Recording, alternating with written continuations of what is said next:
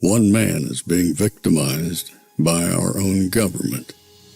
One man whom they fear, yet who millions love. One man who is willing to take the poison arrows of lawfare.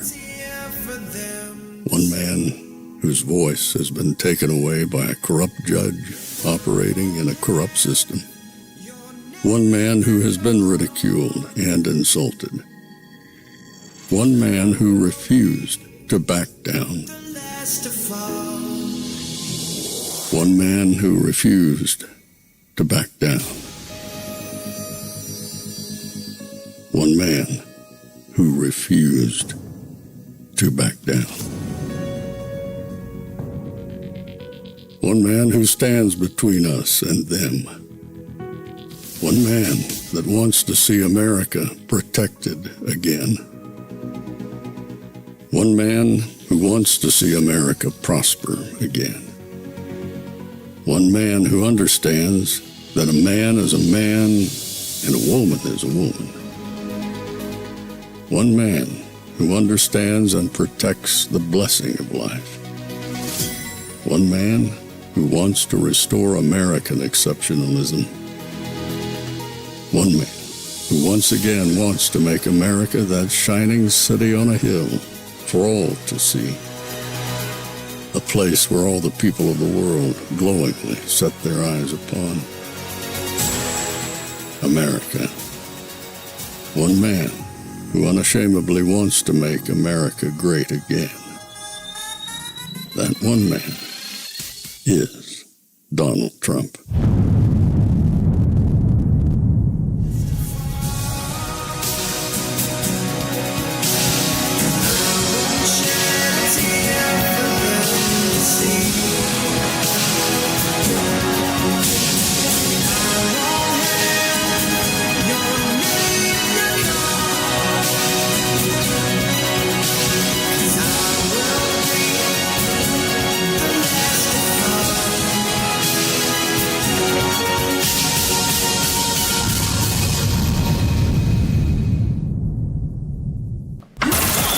This is Fanfare with Barry Cunningham.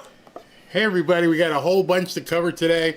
We have President Trump who's signing executive orders as we speak. I put up a poll earlier and 80% of you have not seen this yet.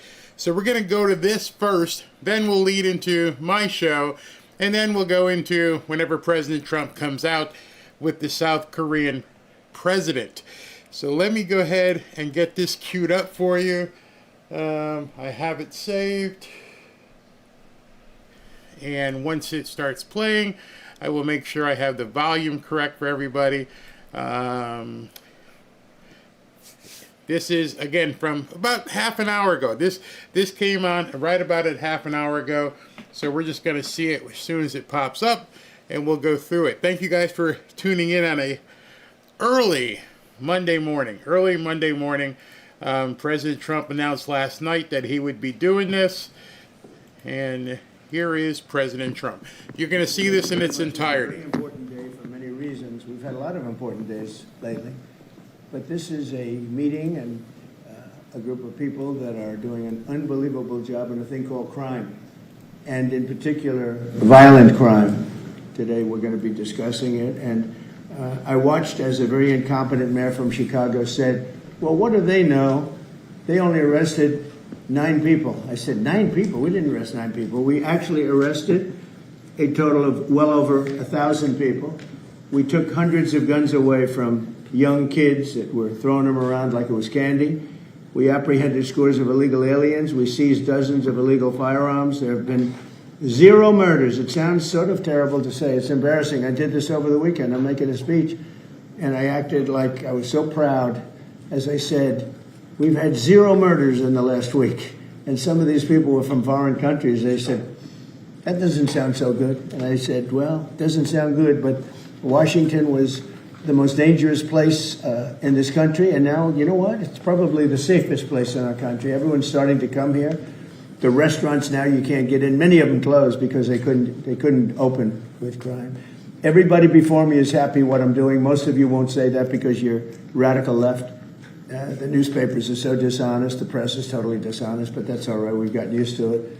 And we won in a landslide, so they obviously lost their power. I mean, it's impossible to imagine that when you get 97% negative stories, purposely negative stories, even though you've done 97% positive things, that you could win an election in a landslide, winning all seven. Think of it, all seven swing states, winning by the popular vote by millions of votes. We had it fantastic. The best is your districts. Out of 3,000 districts, I guess we won 3,500. We won 2,750. And they won 500. And that's, to me, the best of all. And we had tremendous in every way, the election. And it's hard to believe you can do that when you have a corrupt media. But many of you are corrupt, and it's nothing we can do about it. But we keep winning, and we're going to keep winning. And this whole story on crime is incredible that the Democrats wouldn't be with us. So the mayor of Chicago, I watched him this morning, he said, Trump doesn't know what he's talking about. He only apprehended 9 people. Well, number one, that's false. It's thousands. We'll get into that. But more importantly than anything, we took guns away. We have some of the worst career professionals out of the country already. They've been taken out of the country, and some are in solid confinement because these were killers. We arrested some very bad people. And in the last 11 days, again, I hate to say it because it sounds so ridiculous, but in the last 11 days, we've had no murders. And that's the first time that's taken place in years. We always have a murder a week. They call it a murder a week. You come here from Iowa, you come here from Indiana, you come here from Idaho because you're so proud of your country, you love your country, and then you get murdered. Your son gets murdered, your daughter gets murdered, you get murdered. See the media, you get murdered. Many of you have been mugged in Washington, you just don't want to talk about it. And I know that every time I do this with you almost everything, but every time I do this with you people are saying to yourselves, he's right, and then you write a negative story. But we are doing an incredible job. The people behind me are amazing. We're working very well with the Washington police, as you know. The D.C. National Guard is unbelievable. We're also getting tremendous help from Secret Service. And we are at a point where Washington is booming again. People are pouring in like we haven't seen for years. Nobody wanted to come here. They didn't want to come here and get murdered. I have a friend of mine who has a very successful son. And I said, where is your son going to be this weekend? He said, he's going to Washington with his friends. I said, really? Yeah, he's wanted to do it for 4 years, but he couldn't do it because it was so unsafe. And he's a tough kid, too. It's so unsafe. And he ended up staying 3 nights, going out to restaurants all 3 nights. He said it was so beautiful, so peaceful, because all the criminals are either arrested or they're hiding, and we're finding the ones that are hiding. So I want to thank Pam Bondi. I want to thank our vice president. I want to thank everybody standing behind me because they are really, Gaddy, you've been unbelievable, by the way. They have done an unbelievable job. They're working 24 hours a day. And Washington, D.C. is now in great shape. I'm going to be working with Clark Construction, which is by far your biggest construction company. And we're going to also beautify Washington. We're going to rip down the broken medians, fix them. We're going to put asphalt on the roads. We're not ripping them apart like these stupid people do. They rip a road. They rip a road down to the dirt, and then they spend 5 years in building the new one, and then it starts settling. You know, the whole thing is so crazy. And they'll spend hundreds of millions of dollars on a road. I'll spend about $2, and it'll look better. So we're going to be replacing medians. We're going to be replacing much of the asphalt in the road, which in the city, which is in bad shape. We have great stripers. We have great contractors, but we have to let them do the thing. The Congress had said that they'll give us whatever money is needed to fix up the Capitol. This is the Capitol. And we're not going to spend a lot. It's going to go fast, and it will be spotless. And we want it spotless for the World Cup and for the Olympics. You saw the World Cup was here the other day. And come to think of it, there's your trophy for the World Cup. In fact, it's solid gold. That's actually solid gold, so heavy that some of the people in this room wouldn't be able to lift it up. I think what I'm going to do is place it right above the angel, right over there. That's solid gold, too. We're going to put it right up there. Look at that. There's a solid gold trophy. They know how to get to me, you know. I like the angel better, to be honest with you. So we're going to sign, and then we'll take a few questions, and we'll tell you how good a job we're doing. We want to go from here to other places, but I was telling some of the people that in a certain way, you really want to be asked to go. You know, I hate to barge in on a city and then be treated horribly by corrupt politicians and bad politicians, like a guy like Pritzker. He ought to spend more time in the gym, actually. This guy is a disaster.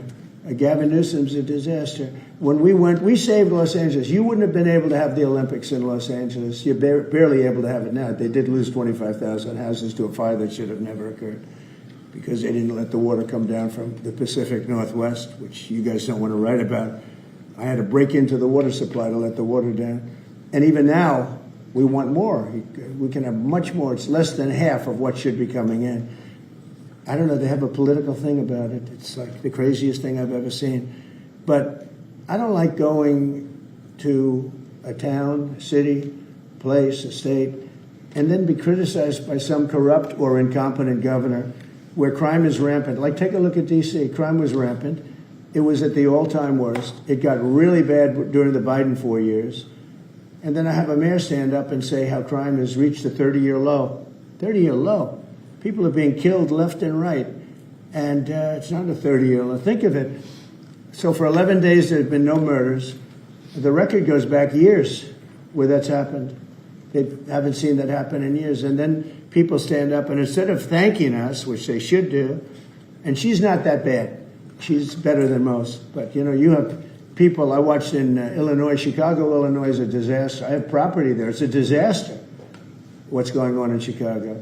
And you get Pritzker, he's violating our rights. I think this is another men and women's sports thing. I think this is one of those, you know, they call them 80-20 issues. I call them 97-3. I think the Democrats better get smart. And, you know, politically, I hope they don't. But actually, in terms of love for the country, I hope they do, because it would be good to work together. So I'm thinking about, you know, when I have some slob like Pritzker criticizing us before we even go there, I made the statement that next should be Chicago, because, as you all know, Chicago's a killing field right now. And they don't acknowledge it. And they say, we don't need him. Freedom, freedom. He's a dictator. He's a dictator. A lot of people are saying maybe we like a dictator. I don't like a dictator. I'm not a dictator. I'm a man with great common sense, and I'm a smart person. And when I see what's happening to our cities, and then you send in troops, instead of being praised, they're saying you're trying to take over the republic. These people are sick. But I'm really saying, and I say this to all of you, in a certain way, we should wait to be asked, because they have cities that are so under control, you know, out of control. So we go in and fix it. They take the full credit for it, and they go out and say, I heard it this morning. They're saying how well they've done over the last 10-day period, that they set record lows. They don't say that we're there with very tough people, by the way. They have to pass the toughness test. Otherwise, they're not working for us. So, and we're allowed to do that now according to the United States Supreme Court decision. Now, they have to pass a toughness test. If they're not tough, we don't want them for this job. They might be great for other jobs, but not for this job, because they're respected. You saw the gang of kids. They were all huddled up, and a group of soldiers walked up. They never even got over. Those kids ran back to their homes or wherever the hell they came from. They were gone. This is one of the safest cities right now in the world, as crazy as that sounds. And it took 7 days. It took really 3 days, but we're now in our 11th day. So I want to thank you. So we had all of these things, 439 illegal alien criminals have been removed, and we have 6 known gang members, some of the worst leaders of gangs anywhere in the country, MS-13 and Tren de Aragua. We have 2 missing children that have been recovered. They thought they were gone. We brought them back to the family. The family started crying. They couldn't believe that they saw their child again. 49 homeless encampments have been removed. Like, we have the head of South Korea coming in a little while, the president, and he drives down the street. Already, his people have told me, he said, what happened? It's so clean. We always came here, it was filthy dirty with homeless and papers all over the road. That's the other thing. Those roads are swept immaculate. But they're going to be much better in a few months when we put a topping on them. They're going to look like they're brand new. We'll get rid of those rusty old medians that have been crashed into 1,000 times, and they don't fix them. They just let them. They lay them down on the road, and they sit there for months. But we don't do that. We don't run things. We run things like we run this. We like clean, we like beautiful, we like safe, and that's what we're getting. So I'll start signing the executive orders. To me, this is a very, very big deal. One of the executive orders has to do with cashless bail. That was when the big crime in this country started. And I can tell you who did it, when, but I don't want to do that because others followed pretty quickly. But that was when it happened. Somebody kills somebody, they go in, don't worry about it, no cash, come back in a couple of months, we'll give you a trial. You never see the person again. And, I mean, they kill people and they get out. Cashless bail. They thought it was discriminatory to make people put up money because they just killed 3 people lying on a street. Any street all over the country, cashless bail. We're ending it, but we're starting by ending it in D.C., and that we have the right to do through federalization. Okay, let's go. Could I ask you to say exactly what this is? Of course. So as you've consistently identified, sir, cashless bail policies are a key driver of the disorder we see on city streets all over America. Catch and release system allows criminals to keep going back out onto the street and reoffending. What this executive order does, it charges your attorney general with identifying jurisdictions all over the country that have cashless bail policies, and then it withholds or revokes federal funds and grants that are flowing to those jurisdictions to ensure that we're only supporting the people who have reasonable common sense policies around crime. So what area does it cover? Potentially anywhere that has a cashless bail policy. So some of the largest cities, some of the most left-wing states in America have Almost all of adopted. them, right? Illinois would be a great example of that, sir. Oh, they have a great cashless bail. You don't even have to go to court sometimes. No, Illinois, I love that state. It's a great state, but it's run so badly by Pritzker. They threw him out of the family business, and he becomes governor. Now he wants to run for president. I don't think that's going to happen. Okay, we'll sign right here, right? Sir. So important. And this isn't Republican, Democrat. This is, and by the way, most Democrats agree with this. But this is just, we got to bring our country back. Okay? That's a big one. Also on the issue of cashless bail, sir, this is a D.C.-specific executive order. In addition to the measures that we're taking that are quite similar to what we're doing around the country, in D.C. in particular, the objective is holding as many criminal defendants in federal custody and subjecting them to federal charges as possible. That means that they'll be held pre-trial in federal jail as opposed to just being cut back out on the streets due to a cashless bail policy. Okay? And we have the room. And by the way, the prison they have in D.C. is horrible. It's horrible. People were subjected to live in that dog trap for so long, so unfairly. I have stories, you'll be hearing about them. That prison is horrible. Okay? This is an executive order that contains a number of additional measures relating to crime and law enforcement in Washington, D.C. It charges, for example, your Secretary of Defense with establishing specialized units in both the D.C. National Guard and the National Guard units around the country, specifically trained and equipped to deal with public order issues. It charges all of your various federal law enforcement agencies with hiring additional personnel to allow them to surge personnel to Washington, D.C. to deal with the current emergency here.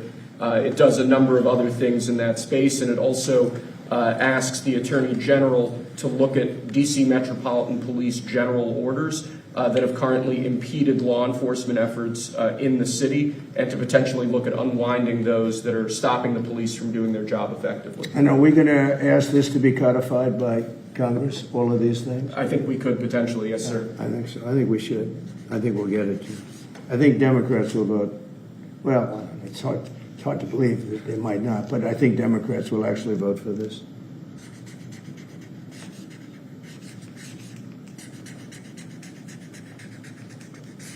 There's no auto pen that can do that, right? Look at that, Pam. Is that a good signature? Seriously, is that a good signature? Who can write like that? Nobody. I don't know. That's the other thing. I assume we're looking at the whole AutoPen scam. Sir. Because the person that ran it said he spoke to it briefly twice about nothing. That means that all those pardons that he gave to some very bad people, very unpatriotic people, very evil people, it looks to me like those pardons are worthless. Because, number one, you shouldn't use an AutoPen, very specifically. But if you do, it has to be a very good reason. And they have to know that the president wanted it. The president didn't want this. The president didn't know he was alive, okay? He never approved any of this stuff. He wasn't for open borders and all the other things. He was never for open borders. I've known Biden a long time. He was never very sharp, but he was never in favor of open borders and all of the other things he did to destroy our country. Let's go. Lastly, sir, this is an executive order on flag burning. It charges your attorney general. Would you listen to this? This is very important. Flag burning. All over the country, they're burning flags. All over the world, they burn the American flag. And as you know, through a very sad court, I guess it was a 5-4 decision, they called it freedom of speech. But there's another reason which is perhaps much more important. It's called death. Because what happens when you burn a flag is the area goes crazy. If you have hundreds of people, they go crazy. You can do other things. You can burn this piece of paper. But when you burn the American flag, it incites riots at levels that we've never seen before. People go crazy. In a way, both ways. There are some that are going crazy for doing it. There are others that are angry about them doing it. Do you want to discuss that? Sure. So what the executive order does, sir, it charges your Department of Justice with investigating instances of flag burning, and then where there's evidence of criminal activity, where prosecution wouldn't fall afoul of the First Amendment, and instructs the Department of Justice to prosecute those who are engaged in these instances of flag burning. And what the penalty is going to be, if you burn a flag, you get 1 year in jail. No early exits, no nothing. You get 1 year in jail. If you burn a flag, and what it does is incite to riot. I hope they use that language, by the way. Did they? Yeah, incitement is incite to riot. And you burn a flag, you get 1 year in jail. You don't get 10 years, you don't get 1 month. You get 1 year in jail, and it goes on your record. And you will see flag burning stopping immediately, just like when I signed the Statute and Monument Act. 10 years in jail if you hurt any of our beautiful monuments. Everybody left town. They were gone. Never had a problem after that. It's pretty amazing. We stopped it. But this is something that's, I don't know, in a certain way, it's equally as important. Some people would say it's more important. Because the people in this country don't want to see our American flag burned and spit on. And by people that are, in many cases, paid agitators. They're paid by the radical left to do it. You talk to these people, they don't even know, half of them don't even know what they're doing. They say, I don't know, they gave me money to do this. I see the same things that you do. They're bad people. They're trying to destroy our nation. That's not working, because I think our nation now is the most respected nation anywhere in the world, by far. You saw that with the European leaders on Friday.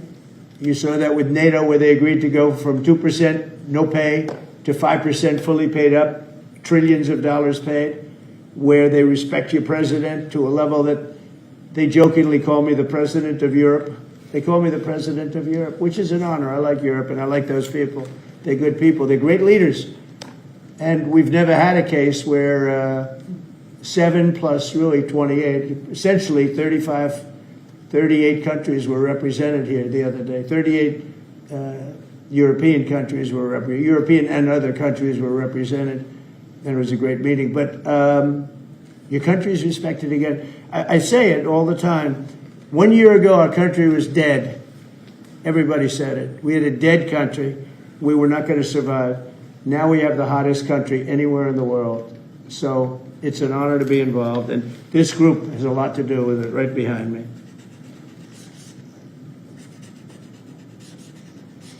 Does anybody behind me have anything? Pam, would you like to say something? Sure, President. Thank you for keeping D.C. safe. You know, just a couple examples of a mother, a single mom, whose house was burglarized, and the defendant got out on cashless bail, went back the next night and burglarized her house again. That's why this is so important.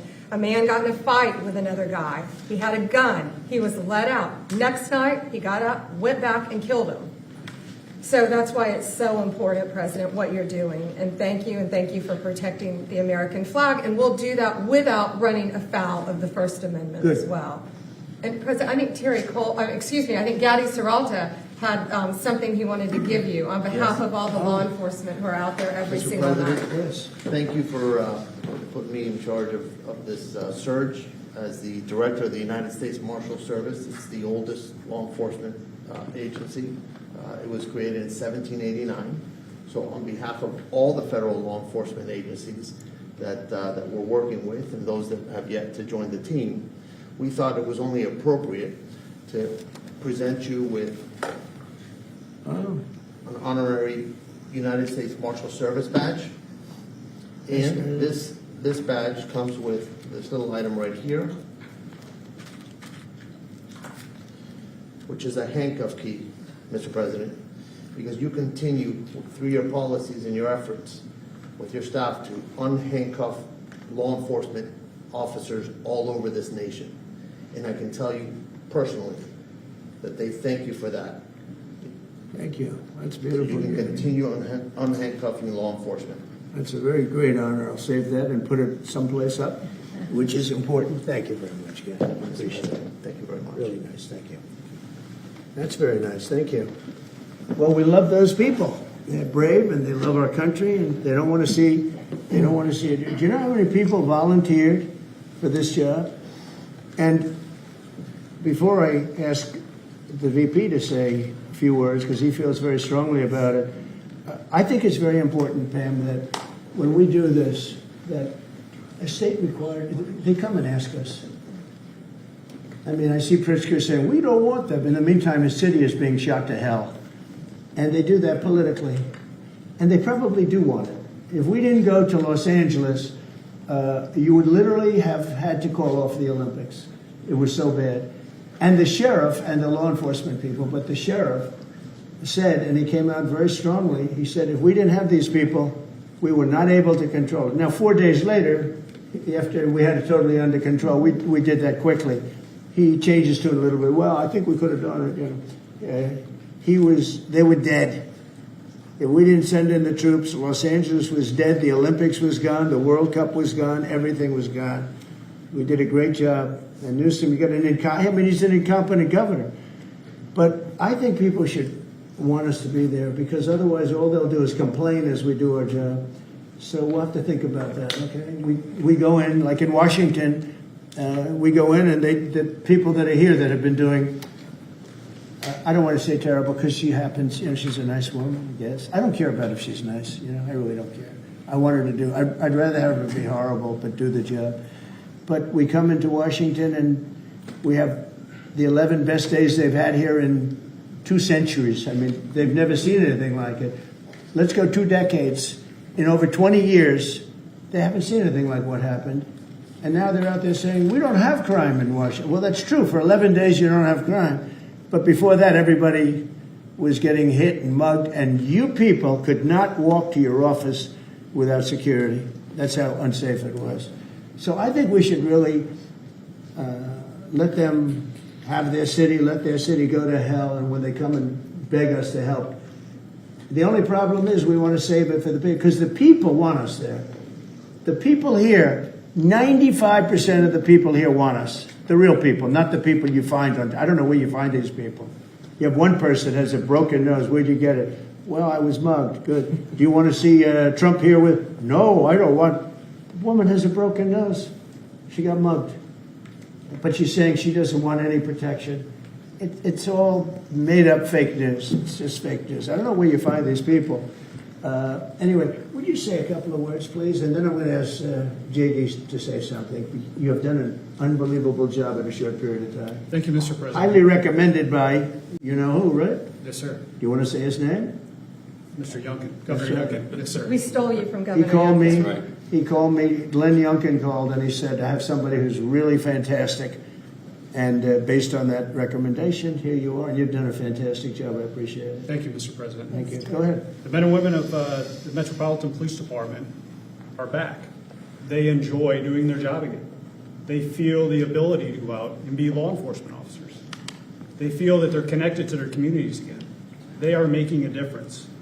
Thanks to you, Mr. President, and our federal task force, you are making D.C. safe once again. Thank you, sir. It's going to get better and better. Well, it can't get much better. There's no crime. I read where crime's down 89%. I said, really? Who are the 11%? Okay? There's no crime. JD, please. Yes, sir. Well, thanks, Mr. President. Thanks to the incredible team here. You know, I want to echo something the President said where you say there haven't been murders in a couple of weeks in D.C., and it doesn't sound good, but then you talk to local law enforcement, and I didn't realize that this town averaged one murder every other day for the last 20, 30 years, which means that in 2 short weeks, the President and the team have saved 6 or 7 lives, people who would have been killed on the streets of D.C., who are now living, breathing, spending time with their families because the President had the willpower to say, no more. We're not going to give the streets of D.C. over to vagrants and robbers and murderers. And the last point I want to make, sir, to your point about we want people to welcome us, to ask us, because look at Governor Pritzker in Illinois, or Governor Newsom in Los Angeles, or Governor Moore in Maryland. They are angrier about the fact that the President of the United States is offering to help them get their crime under control than they are about the fact that murderers are running roughshod over their cities and have been for decades. Why are Democrat governors angrier about federal law enforcement helping clean up their streets than they are about the fact that those streets need to be cleaned up to begin with? It shows a real sickness in the head. And I agree with the President of the United States. I think most Democrats, rank and file, nobody likes crime. Republicans don't like crime. Democrats don't like crime. Independents don't like crime. Why are Democratic governors doing everything in their power to make crime easier to do in their cities? It doesn't make an ounce of sense to me. But, Mr. President, I appreciate you being willing to help. And I hope these governors take you up on the offer because we should clean up all of America's streets. It's the right of every American to live in safety and comfort in their community. And we've got the people to do it. They're signing up like they've never signed up before. Our military, as you know, during the campaign, nobody was signing up. We were way short of their goal, we were understaffed. Nobody wanted to be in the military. Nobody wanted to be a policeman. Nobody wanted to be a fireman. They didn't want anything to do with the country. We had an grossly incompetent president who frankly should not have been there. He should have never been there. The damage he did to this country is incalculable. I mean, just what he has done. So much of our effort are getting murderers and jailbirds and people out of this country who are drug dealers at the highest level. So much of the energy of people that he led in, it was an unforced error. But I don't think they think it's an error. But I don't believe he believed it. It was the radical lunatics that surrounded this guy at this desk who are brilliant people, but with the wrong philosophy. There were some brilliant people, but they're evil people, and they're going to be brought down. They have to be brought down because they really hurt our country. But we're getting it back very quickly. And I'll tell you something. Our country's now is stronger. I think we're more respected than we've been respected in 100 years. It's a whole different ballgame. JD, could I ask you, Yes, sir. You gave a stat on murders here. What were the numbers? You said in a short period of time, how many people were murdered? Local law enforcement told me, sir, that in the past 20 or 30 years, D.C. has averaged a murder every other day. That's, 200 murders a year, 150, 250, but about every other day a person has been killed on the streets of Washington, D.C. We've been doing this for 2 weeks.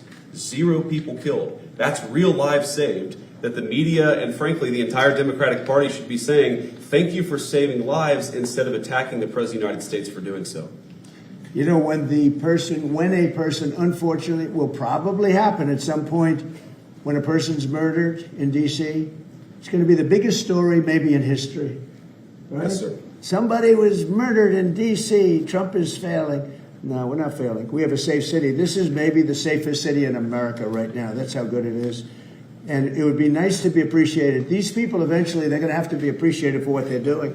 And they're going to have to be appreciated by the officials that are really happy when we go in because they've lost control of their place. Steve Miller, please, say a few words. Thank you, sir. So just to, first of all, follow up on what the Vice President said, no police officer working in the city can remember a time in their lives when there has been no murders. You can work at the police department for 20 years, 30 years, your whole life.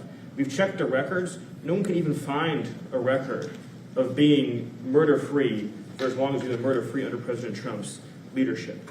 Additionally, and the President spoke about this before, we've uncovered, in the process of uncovering, a massive scandal in Washington, D.C. with the doctoring of crime stats. And the Department of Justice, under the Attorney General, is leading the effort to uncover this. But when we ultimately share the results, it will stun you. The extent to which, even though D.C. had the worst crime in America, honestly measured, it dramatically understated how bad it was. There's even accusations that murders and homicides were reported as accidents instead of murders. I mean, this is how severe the manipulation of the crime data has been in this city, and it will all be uncovered and it will all be brought to light. You know, I've had a chance to spend some time, as has everyone here, with the police officers in the city. Members of the public are going up to them and thanking them, just overflowing with gratitude, because for the first time in their lives, they can use the parks, they can walk on the streets. You have people who can walk freely at night without having to worry about being robbed or mugged. They're wearing their watches again. They're wearing jewelry again. They're carrying purses again. People had changed their whole lives in this city for fear of being murdered, mugged, and carjacked. It is a literal statement that President Trump has freed 700,000 people in this city who were living under the rule of criminals and thugs. And the last thing I'll say is that under the efforts of Terry, to my left and many here, what they found also is that the street criminals here in Washington, D.C. were doing business directly with the transnational criminal cartels, the foreign terrorist organizations. So not only was the city being run by these criminal thugs, but they were working with some of the most dangerous terrorist organizations on the planet to traffic weapons and drugs into this city. And what we are uncovering every day is shocking to us, and we look forward to sharing all the results with you. But President Trump, your leadership has uncovered some of the great public safety scandals of our life, and now because of you, people are safe and free for the first time ever in this city. Thank you very much, Steve. You know, in Los Angeles, Beverly Hills is, a great place. I have a house there. I had a house there. I used to stay spend a lot of time there. And a great place. Do you know that I have friends, they leave their trunk open for their car because they know they're going to be vandalized. They don't want the trunk ripped off in order for them to steal what's in the back. They leave the doors open so when they go in to steal the radio or whatever they take, that they don't rip off the door. They leave the doors totally open so the criminals, when they go and open the door, they don't have to break the windows and kill the car in order to steal whatever it is in the car that they're looking for. And that's at a level that nobody's ever seen before. Nobody lives like that. I have another friend, he has a garage, and in order to save his garage door, he leaves it open so that people can just walk into his garage, take whatever they want, and leave. But all the cars so many cars, I've been told this by many people, stars, big people, they leave their doors open so the doors aren't destroyed by these criminals. All over Los Angeles this is taking place. And you know that. I mean, you've heard that. Christy, could you say a few words? Sure. Well, Mr. President, I think one of the most impactful statistics that you used today was of the 1,000 arrests that have happened already so far, 439 of them were illegal criminals, which means they never should have been in this country to begin with. That they were in this country, invaded over our southern border or our northern border or maritime seas, and then they committed crimes against the American people. So by getting those individuals incarcerated, we've stopped those violent crimes from happening here in the city. And sir, they do. Exactly like Stephen was talking, they have ties to cartels. They have networks across this country and other cities. So by what you're doing here is going to have a ripple effect in Miami, in Chicago, in other cities, because you're grabbing those networks and giving us information and targeting information to go and get more criminals across this country. So thank you for the work that you're doing. We have ICE and CBP, Federal Protective Services, Secret Service, HSI, all of our officers are working with all the other agencies every day here in DC, and they're so proud to have this kind of partnership. So they're so glad that you're letting them do their jobs again. And I don't know if you've heard, sir, but the recruitment campaign for ICE, when we were going to hire 10,000 new officers, we've got over 130,000 people that have applied and raised their hands and said they want to work with ICE. So no matter what the fake news says or what the media says about ICE not having support, they've got incredible support from the American people. People want to join them and help them do what they're doing to make America safe again. So thank you for the I was going to opportunity. say that our recruitment drive, it was dead. During the campaign, they couldn't get, every story was the Army can't fill up, the Marines, none of them could fill up. They were way behind. We couldn't get anybody to go into the military, couldn't get any police. We have just set records on everybody wants to be in, everybody wants to go in.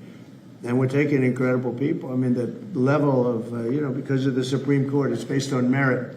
It's all based on merit now. It's not based on anything else. You got to, if you need strong people, you have to get strong people. It's all based on merit.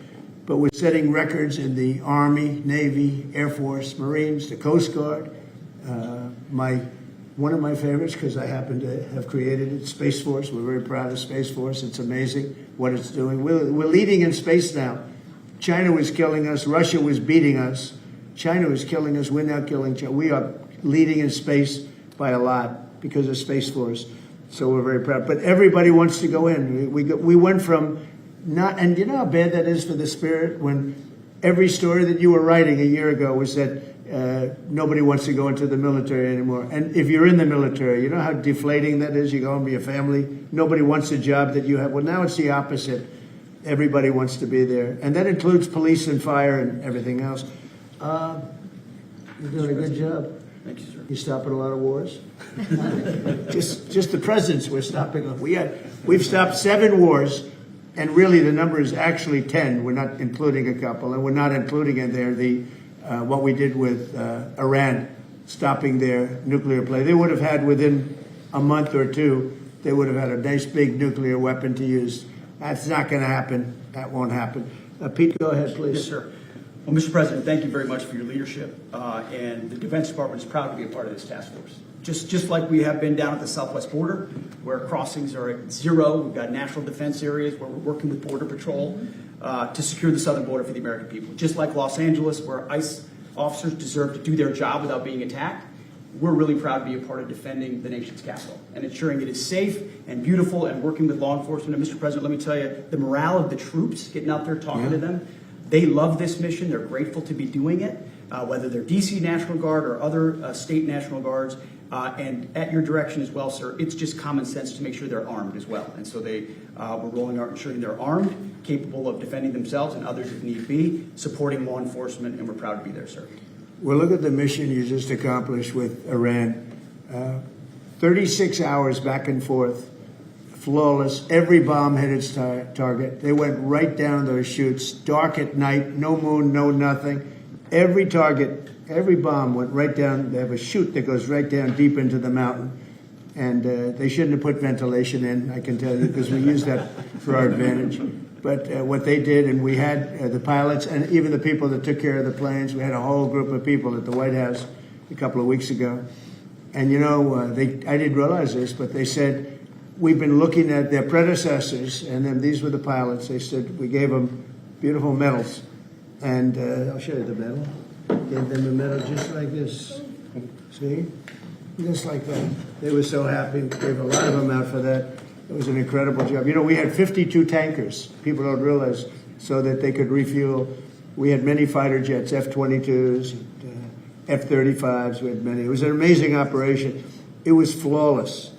Compare that to the operation when they went in with the helicopters crashing and everyone running around the desert, and the prisoners being taken, and that was Jimmy Carter. And what a horrible thing. This was the exact opposite. This was the exact opposite of what they did in leaving a very, very nice place. The Taliban runs a tough operation in Afghanistan, and I think it was the most embarrassing day in the history of our country. That was Biden. I was leaving, and we would have left through strength, tremendous strength. We would have kept Bagram, which is the air base, one of the largest runways in the world, one of the most powerful. You could land anything on it, many, many feet thick. You don't build them that way anymore. You can't. But we left it, and now China's occupying that air base. This was the most incompetent administration in history, the Biden administration. And you're just lucky that they lost, because if they won, you wouldn't have a country anymore. And so, Pete, you started off by saying the Department of Defense, and somehow it didn't sound good to me. You know, it didn't sound good. Defense. What are we defense? Why are we defense? So it used to be called the Department of War, and it had a stronger sound. And as you know, we won World War I, we won World War II, we won everything. Now we have a Department of Defense with defenders. I don't know. If you people want to, standing behind me, if you take a little vote, if you want to change it back to what it was when we used to win wars all the time, that's okay with me. All right? That's coming You soon, go. sir. You let me know if you want to do it. I think Department of War. It just sounded bad. He said, "Sir, on behalf of the Department of Defense." Defense. I don't want to be defense only. We want defense, but we want offense too, if that's okay. So you'll make a decision. But you know, as Department of War, we won everything. We won everything. And I think we're going to have to go back to that. In the meantime, I've stopped all of these wars. I've stopped them. A big one would have been India and Pakistan. But we stopped them all. We stopped 3 wars. Go to Africa. They like to say, oh, you know, let me tell you, I love black people. And I did great with the vote with the black people. But they say, he's a racist, he's a racist. I said, really? For 35 years, a war raged between Rwanda and the Republic of the Congo. And it was a vicious war. 9 million people were killed with machetes, largely. Hatchets, machetes.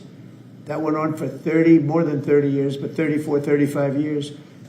And I stopped it. In fact, the presidents are coming in a week or two to sign. We have the foreign ministers, it's all signed, the war stopped. But I got it stopped and saved a lot of lives. The Congo. That's deepest, darkest Africa. I got that war stopped. Nobody else could have done that. We did a lot of jobs. We did a lot of wars were stopped that nobody thought would even be possible. And I'll tell you what, the war with India and Pakistan, that was the next level. That was going to be a nuclear war. They already shot down 7 jets. That was raging. And I said, you guys want to do trade? We're not doing any trade. We're not doing anything with you if you keep fighting. You got 24 hours to settle it. They said, well, there's no more war going. And I used that on numerous occasions. Trade, I used I used whatever you had to use. But we got 7 of them stopped. And the one I thought would be easiest, frankly, was going to be Russia and Ukraine. But that turns out to be some big personality conflicts. It's one of those things. But we're going to get that stopped eventually. We're going to get that stopped too. 7,000 soldiers died last week. Think of that, 7,000. I usually say 5,000, but 7,221 soldiers died last week in the fight between Ukraine and Russia. And they're not our soldiers, but they're souls. They're living souls, and they leave their homes, and they wave to their parents, and their parents are so proud as they leave in a beautiful uniform, and a week later they get their head blown off by a drone. New form of military. It's a whole new form of fighting. So I would just like to thank the people that are behind me. Thank you very much. You've done a fantastic job. I appreciate it very much. We're doing a real job, and I'm so proud of D.C. I passed it 2 days ago, and all the garbage is off the streets. It's terrible. I came in a month and a half ago. I'm driving down and I see garbage all over the place. The streets were a pigsty. Like I won't use the city's names, but you know what I'm talking about. There are plenty of them outside of this country and inside of this country. Baltimore is a horrible, horrible deathbed. It's a deathbed. I know Governor Moore said, oh, he wants to take a walk with me. He meant it in a derogatory tone. I said, no, I'm the president of the United States. Clean up your crime and I'll walk with you. But it's tremendous crime. But he was trying to be derogatory. He doesn't have what it takes. But he's trying to be derogatory. And I met him at the Army-Navy game. They said, oh, there's Governor Moore. He'd love to see you. He came over to me. He hugged me, shook my hand. You were there. He said, sir, you're the greatest president of my lifetime. I said, it's really nice that you say that. I'd love you to say it publicly, but I don't think you can do that, so it's okay. But no, sir, you're doing a fantastic job. I want to just shake your hand. Thank you very much, Governor. That was it. And then every time I see him on television, he's knocking the hell out of me. So, but that's all right. That's called politics. But Governor Moore's he's doing a bad job. Newsom's doing a bad job. All of their potential candidates are doing a bad job. I can't imagine Pritzker being even a candidate, but somebody said he is. He can't do the work, can't do the job. He's not temperamentally suited. So I just want to thank you all for being here. Do you have some questions? Yes, sir. Is the Pentagon, and maybe the Secretary of Defense can weigh in too, is the Pentagon preparing for military deployment to Chicago? And with what you said there, are you waiting for the government? We're ready to go anywhere. We have You want them to call a you, though? full complement of great human beings. We're full. You know, our military is full. We were way empty 1 year ago. Now we're full. So we can go anywhere on less than 24 hours notice. Are you waiting for the government? And we're doing a lot to interdict to stop drugs from coming in too. We have ships out on sea. You know, we have nobody coming through our border anymore. Nobody. Doesn't that feel good to know that you don't have prisoners coming in and, you know, killers, murderers? We had 11,888 murderers come in, let in by the Biden administration. Many of them have been captured, but we still have a couple of thousand that are out there. Some of them, 50% of them killed more than one person, okay? But a lot of them have been captured. What they've done to our country, these people that circle this moron that we had behind this desk, what they've done to our country is unthinkable. It's unthinkable. I mean, if you think so much of our time is devoted to correcting a problem that all they had to do is say, close the borders. Remember when he said, well, I have no power to close the border. I have to go back and get an act from Congress. I didn't get an act from Congress. I came in, I said, close the borders. And Tom Homan, who's not here, has been fantastic, Christy, right? Yes. Tom Homan is great. He's a fantastic man and respected by everybody. But I said, Tom, close the borders. Christy, close the borders. The borders were closed. We didn't go to Congress and get permission. We just closed the borders. And in the last 3 months, hard to believe this one too, in the last 3 months, we've had 0 people come into our country illegally through the southern border. Nobody would have said that's possible. Yeah, please. Thank you, Mr. President. Today, MS-13 gangbanger and human trafficker Kilmar Abrego Garcia turned himself into ICE in Baltimore. Do you have any comment on this? And why are the Democrats so emotionally attached to this man who beats his wife and is part of a terrorist organization? Because they think he's going to be good for votes, and I think he's very bad for votes. These people are deranged. He's not good for votes. He beat the hell out of his wife. His wife is afraid to even talk about him. She's been mauled by this animal. And, you know, through a system of liberal courts, you know, he's doing things. But, no, we have that under control. And Pam has got that very much under control. Do you want to comment on it? No, we've got him under control. He will no longer terrorize our country. He's currently charged with human smuggling, including children. The guy needs to be in prison. He doesn't need to be on the streets like all these liberals want him to be. And as part of this operation here in D.C., we've also taken off MS-13 members. We've taken, I think just last night, we got a TDA guy off our streets right here, right around from where we all work. Another TDA member gone because of this project. So we're going to keep America safe from all of these foreign terrorist organizations, including Abrego Garcia. Okay. Mr. President, if we could get your reaction, sir. The Israelis bombed a hospital in Gaza, killed 20 people, including 5 journalists. When did this happen? This happened overnight, today. I didn't know that. Any reaction to this? Well, I'm not happy about it. I don't want to see it. At the same time, we have to end that whole nightmare. I'm the one that got the hostages out. I got them out. All of them. Steve Witkoff has been amazing. He's done a great job. But I'm the one that got them all out through my people and through me. And now we're left with probably a little bit less than 20 because I think 1 or 2 are gone. And I said a long time ago, I'm going to get them out. But when we get down to that final 10 or 20, these people aren't going to release them because they're dead after they release them. So it's a nasty situation. Very nasty, horrible thing. Mr. Yes. President, could you please elaborate on your post on South Korea? What were you referring to? Well, I heard that there were raids on churches over the last few days, very vicious raids on churches by the new government in South Korea, that they even went into our military base and got information. They probably shouldn't have done that. But I heard bad things. I don't know if it's true or not. I'll be finding out. As you know, your new president's coming in just a couple of hours coming here. I look forward to meeting him. But we won't stand for that. We just won't stand for them. Are you prepared to order National Guard troops, though, into American cities if those governors don't request the federal deployment? I am, but I also think that, look, Chicago, everybody knows how bad it is. Everybody standing there knows. We know. You don't have to be doing any studies. They should be saying, please come in. Pritzker should be saying that. You know, I did a favor for Christy Whitmer, a good favor, I think, with the fish, the carp, the China carp. Did you ever hear of it? China carp. And it's taken over your Great Lakes. You know about that, right?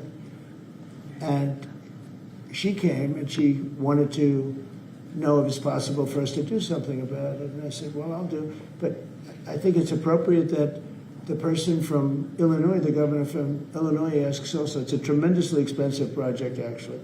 It's invasive. It's horrible what's happened. And we can do it with GSA and various people. But we can do it. We're going to just have to see what happens, okay? We're going to have to see what happens. But you have the legal authority? But the governor of Michigan came, was very respectful, asked for it. She's done a good job. I did that. I opened the Air Force Base, kept it open for F-35s and various planes, F-22s too. I did that for the state of Michigan at her request. And I will, and also at our congressmen. We have congressmen that are unbelievably pro-Michigan up there. But some of this stuff, like the lakes, the Great Lakes, this is a big problem that nobody ever talks about. Most of you probably have never heard of. We have a pretty violent fish that comes from China, China carp, Chinese carp. And you see them jumping out. They jump into boats and they jump all over the place. They've got a lot of energy. And there's a way of getting rid of them. It's very expensive. And I didn't get a request from the governor of Illinois, who is affected maybe more than anybody else, right? And I think until I get that request from that guy, I'm not going to do anything about it. And I feel the same way about crime. We go in, we will solve Chicago within 1 week, maybe less, but within 1 week we will have no crime in Chicago, just like we have no crime in D.C. But, I don't like to go in and do it and then have somebody stand up and say what a great job he's doing on crime. And we don't want the military in our state. We don't want the military. Do you understand?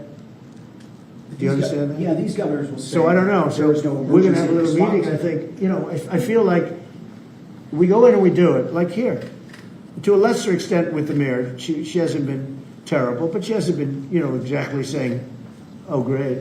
She did say last night, I heard her say that, well, we really don't want the military in D.C. Well, that's, not very nice, I guess.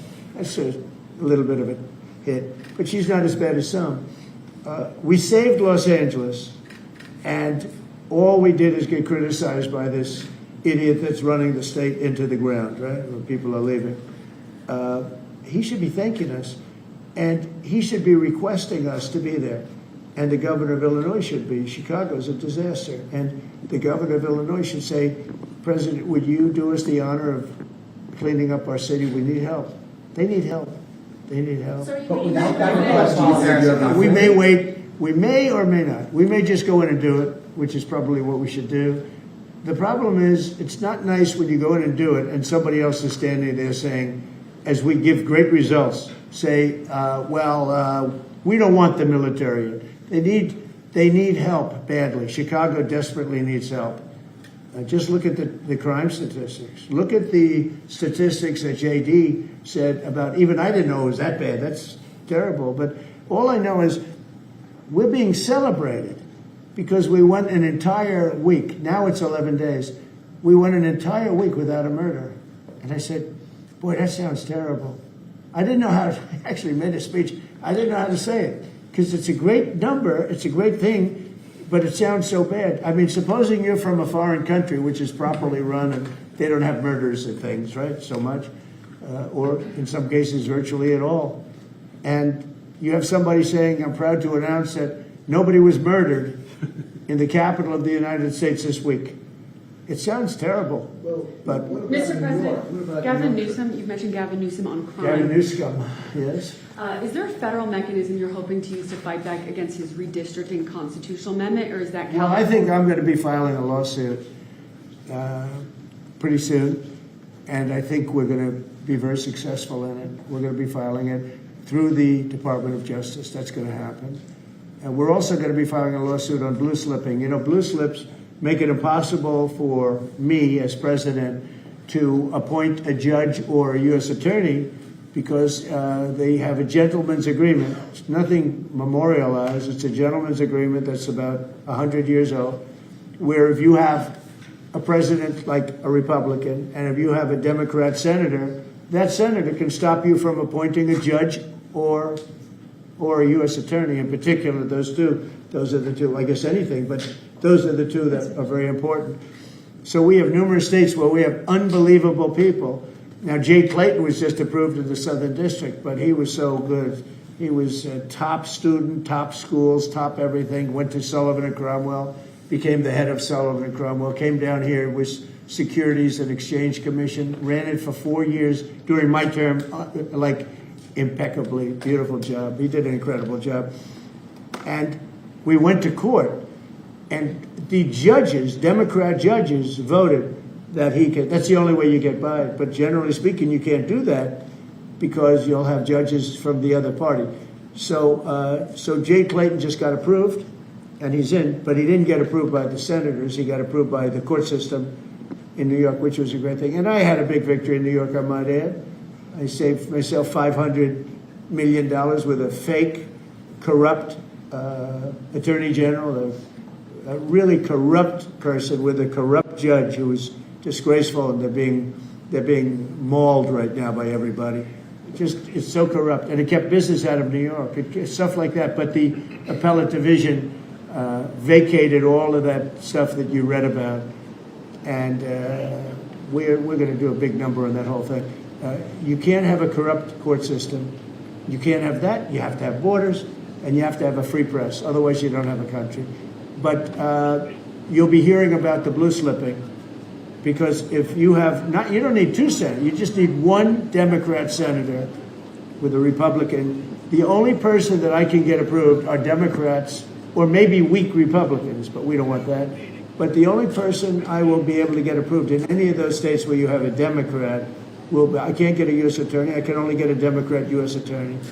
And this is based on an old custom. It's not based on law, and I think it's unconstitutional, and I'll probably be filing a suit on that pretty soon. Yeah, please. During the campaign, you called Kamala Harris a communist, but the Biden-Harris administration, they never called for nationalizing a private company with the federal government like you're proposing with Intel. What do you say to some who say this is a bit hypocritical, and is this the new way of doing industrial policy? Yeah, sure it is. I want to try and get as much as I can. If people come in and they need something, as an example, as a real estate person, if I have an agreement and I have any form of a stopgap where I can stop somebody from doing something, right? I have a covenant in an agreement, and they come to me and they say, would like to do something, but you have us restricted. If I do that, they usually have to pay. Now, in the case of Intel, it was interesting, but I hope I'm going to have many more cases like it. Intel came in. I met with a gentleman. I had a lot of respect for him. He came in under a little bit of a cloud. I liked his story. I thought he was good. I think he really means to do a good job with Intel. I said, I'd like to ask whether or not you'd give, because the story, a lot of people said I invested in Intel. I didn't invest, but I invest my heart in it and my soul because I want the country to be strong. But I said, I'd like you to give 10% of Intel to the United States of America. Not to me, to the United States of America. And I said, if you have them as a partner, you have the United States as a partner, I think that would be a very good thing for Intel. And he thought about it, a little bit different, and he said, I like that idea very much. We have a deal. And I just made $10 billion or $11 billion for the United States of America. And yeah, there will be other cases. If I have that opportunity again, I would do that. And then, you do have stupid people say, oh, that's a shame. But it's not a shame. It's called business. If somebody's willing to give you 10% of a company and you're not paying for it. And I will tell you, with a company like Intel, as you know, it's had difficulty. I want them to do well. I want them to do well anyway, but I want them to do well in particular then. But isn't public ownership of a private company a new way of doing business in the business of the United States? Isn't that what you were sort of projecting? So are tariffs. So, as you know, the stock market went up almost 1,000 points on Friday. And it went up not because of this very, I think, terrible, hello? Who is that back there? Get out of the room. It went up because of something much different. It went up because it was announced, CBO announced the numbers, and as you know, they gave no credit to tariffs. They said they made a mistake, that the trade deficit will be reduced because of Trump's tariffs, will be reduced by $4 trillion, right? Is that what they said, right? They said $4 trillion, and the market went up like a rocket ship because the tariffs are good. Well, tariffs aren't that usual. If the 7 wars I stopped, 4 of them were because of the fact that I had tariffs and trade. And I was able to say, well, if you do this, if you go fight and you want to kill everybody, that's okay. But I'm going to charge you each 100% tariff when you trade with us. You know what? They all gave up. I stopped 7 wars. Numerous of them was because of tariffs. So, you never knew the word tariff. It didn't exist really, essentially, in this country until actually in the 1870s up till 1913 it existed. And we were the richest country. We were richer then, proportionately, than at any time in the history of our country. And then, stupidly, in 1913, they said, let's go to the income tax way of life. Let the people pay instead of foreign countries. No.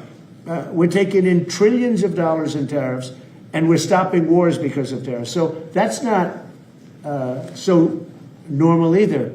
But you know what? Other countries did it to us, and now we're doing it to other countries. You ruled out boots on the ground in Ukraine, but how would air support as part of a security guarantee be any different? Those U.S. You really went from one question to the next. You go from one. I expected he'd at least challenge you. Now we're talking about boots on the ground. But U.S. air assets over the skies of Ukraine as part of a security guarantee, wouldn't those U.S. airmen also be? Well, you don't know what security guarantee is because we haven't even discussed the specifics of it, and we'll see. Number one, Europe is going to give them significant security guarantees, and they should because they're right there. But we'll be involved from the standpoint of backup. We're going to help them. And I think if we get a deal, and I think we will, but if we get a deal, you're not going to. I don't believe you're going to have much of a problem. But we'll back it up because I want to stop seeing people being killed. When Biden was here, he gave $350 billion. You know this from covering business. $350 billion to Ukraine. I said that Zelensky's the greatest salesman I think I've ever met, better than P.T. Barnum, because he'd come to the country, he'd walk out with $50 billion every time. He actually came here once, he walked out with $100 billion. We're up to $350 billion. I got $1 trillion worth of rare earth that we have from the country because I felt badly for our taxpayer. But I did something else at the NATO meeting. They are wealthy countries, but they weren't paying. And we don't pay any money to Ukraine anymore. Do you know that? In fact, it's the opposite. They request through NATO, we deal with NATO. We don't deal really with Ukraine. NATO requests missiles. They want Patriots. They want missiles. We give the missiles to NATO. NATO pays us in full and does what they want. I mean, I think they give them mostly they can do other things with them too because we're dealing with NATO. We pay no money to Ukraine. We gave $350 billion to Ukraine. If we didn't give that kind of money, and I was the one that gave the javelins, if you remember. I gave the javelins. They were very effective. They say Obama gave sheets and Trump gave javelins. They were very effective with those tanks right at the beginning. But you would have never had a war if I were president. You would have never had a war. Just to finish, we spend no money on Ukraine anymore. We were getting fleeced by a president that didn't know what he was doing. To be honest, I don't blame Ukraine. I mean, if they come and ask for $100 billion, then they get it. But we were in for $350 billion. Now, we make money. I don't want to make money on Ukraine. I want the war to end because I want to save all those lives. I want to just save. But just so you understand, we're no longer losing money on that thing. We were losing money hand over fist. And now we don't lose any money. Now we sell weapons to NATO.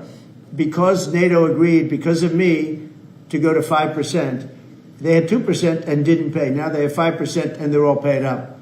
So they have trillions of dollars and they give us that money. But I really want the war to end, and we're going to get it ended. Mr. President, one piece is the historic summit here with Ukrainian President Zelensky, European leaders all met here with you at the White House. You said you wanted to get this done bilateral as soon as possible. Have you spoken to Putin since last Monday? Yeah, I have. What is your conversation? Or can you share? Every conversation I have with him is a good conversation, and then unfortunately a bomb is loaded up into Kiev or someplace, and then I get very angry about it. I think we're going to get the war done. It's tough. I thought that would be, of the 7 that I settled, I thought that would be the easiest of the group. See, you never know what's going to happen. You know, war, strange things happen in war. The fact that he went to Alaska, our country, I think was a big statement that he wants to get it done. That was not easy for him to go to Alaska, for him to come here. But the fact that he showed up on a very successful day, it was a very successful day for other things. Because, we're also talking about missiles, nuclear. We're talking about a lot of different things. We're talking about limiting nuclear weapons. We'll get China into that. We have the most. Russia has the second most, and China has third, but China is way behind, but they'll catch us in 5 years. We would like to denuclearize. It's too much power, and we talked about that also. That's part of it, but we have to get the war over with. Thank you. On Baltimore, you said that you are going to have to reconsider bridge funding. Is that contingent on Westmore cleaning up the streets? No, we were very generous to him on a bridge. A boat ran into a bridge and the bridge came down like I've never seen anything. The boat was it just shows you the mass of that boat, the power of that boat. People were up on that bridge, painters. They were painting the bridge and they were watching it happen. And they thought they were very safe. They all died. They were painting the bridge, can you imagine? And they watched the boat.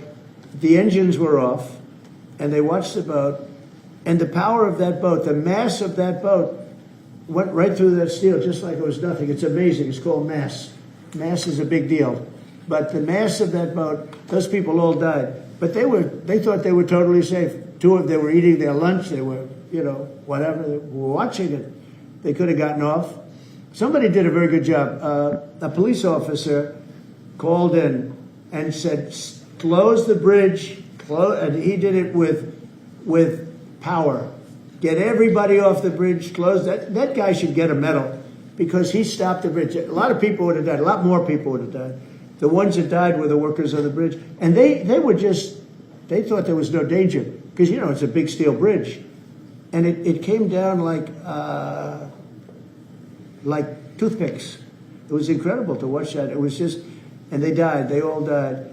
But that police officer, again, the police do a great job. The police officer did an amazing job. And I heard the tapes.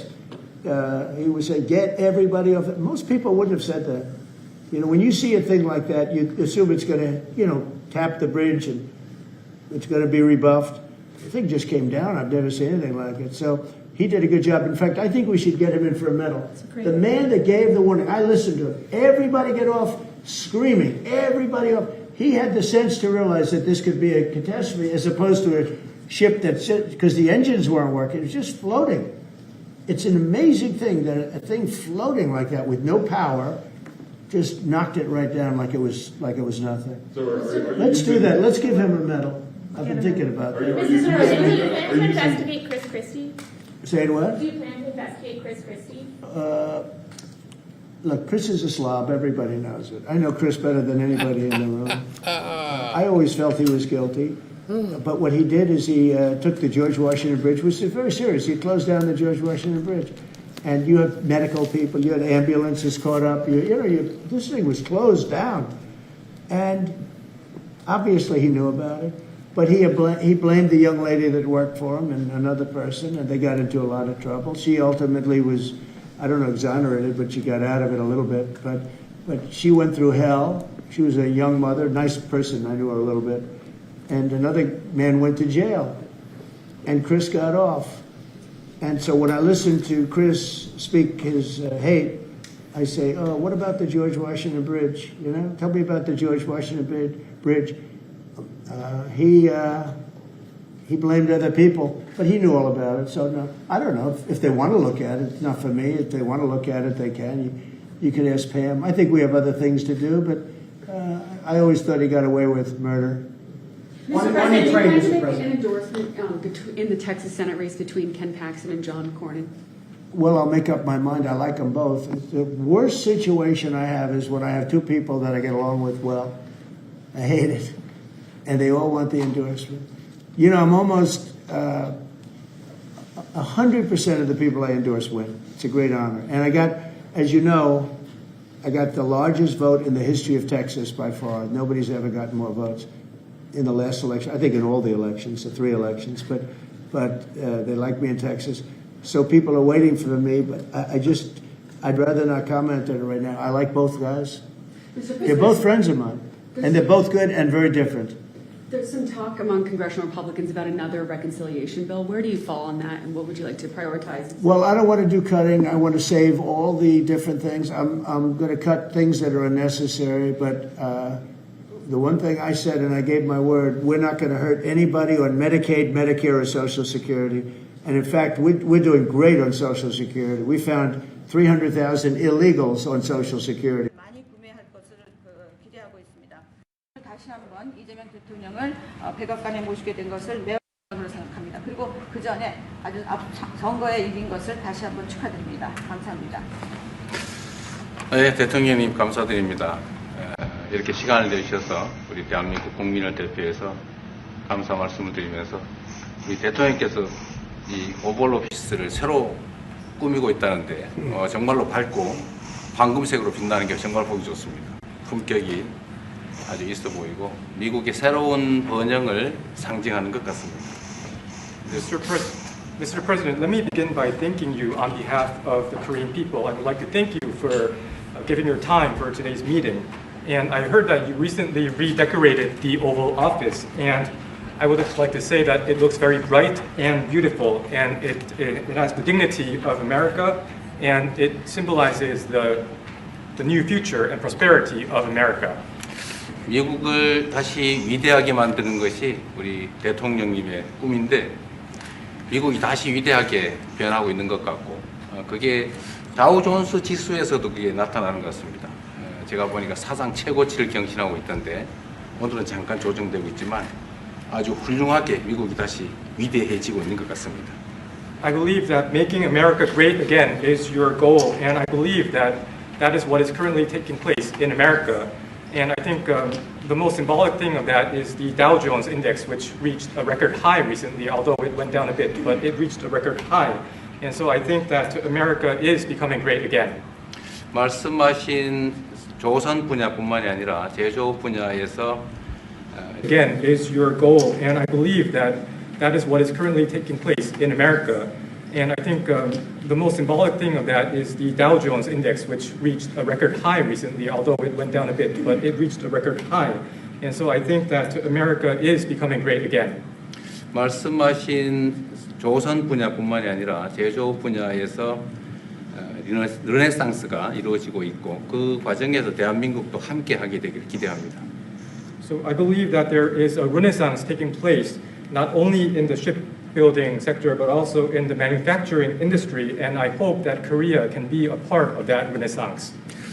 그리고 또 한 가지 제가 꼭 말씀드려야 될 것이 대통령님의 평화를 지키는 기간의 미국의 역할을 넘어서서 새롭게 평화를 만들어가는 피스메이커로서의 역할이 정말로 눈에 띄는 것 같습니다.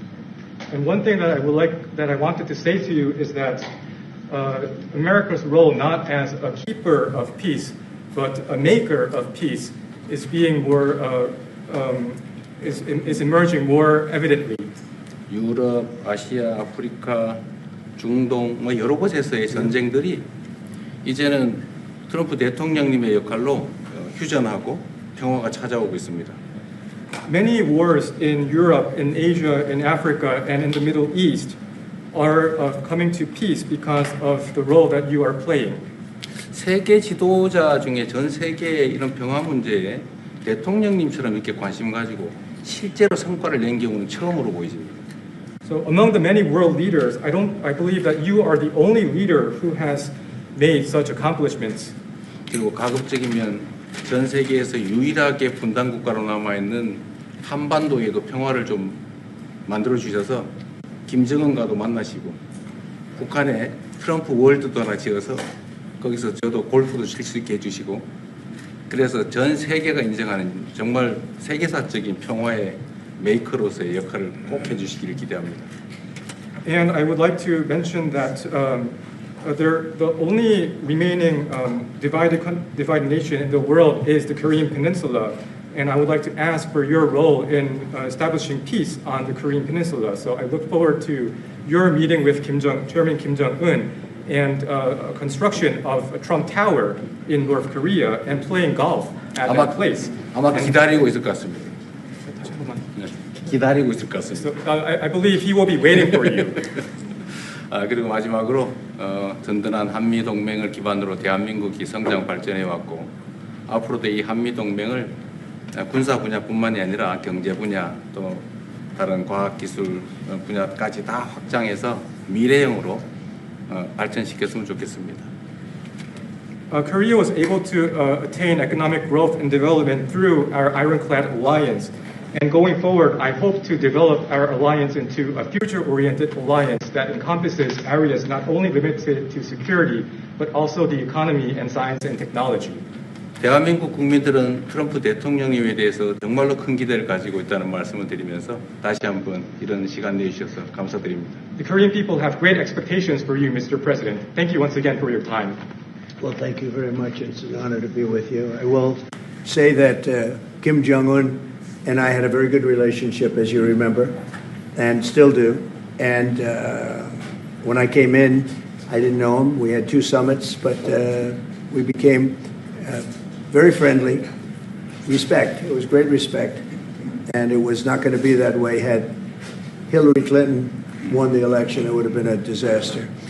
But we think we can do something in that regard with respect to North and South, and I think you are much more prone to doing that than other leaders that I've been working with from South Korea. And we'll work on that. I think it's very good to work on that. If you remember, you were doing the Olympics, and there was a great time of hostility with North Korea, and you weren't selling tickets because nobody wanted to be blown up in the stadium during the opening ceremonies, right? And you were not selling tickets. And I was also at my formative stage with North Korea and Kim Jong-un, and we were a little bit going at it about Rocket Man, Little Rocket Man, everything back and forth, and it was really nasty. And then I got a call one day, and they wanted to get together, they wanted to talk, and we started talking. And then he said really brilliantly, he said, you know, the Olympics is going to be opening very soon, and we'd like to be a part of it. They actually put teams in it. You got along great. And by the way, immediately upon that phone call, you started selling tickets, and it turned out to be a tremendous success. So it went from being empty stadiums because people were afraid to go, because it was a target potentially, to a great success. And I was very proud of that. You had one of the most successful Olympics, and now we have the Olympics coming to the U.S., so we're very happy about that. But that was a great honor to get involved and make the Olympics so successful. 네, 대단히 감사합니다. 다시 한번 모시게 돼서 영광이라고 말씀드리겠습니다. 제가 김정은 위원장과 굉장히 좋은 관계를 가지고 있습니다. 그리고 현재도 매우 좋은 관계가 있습니다. 내가 처음에 취임하고 난 다음에 2번의 정상회담을 김정은 위원장과 함께 했고 상당히 친해졌고 또 더 중요한 것은 둘 다 존경심을 서로에게 가지고 있다는 것입니다.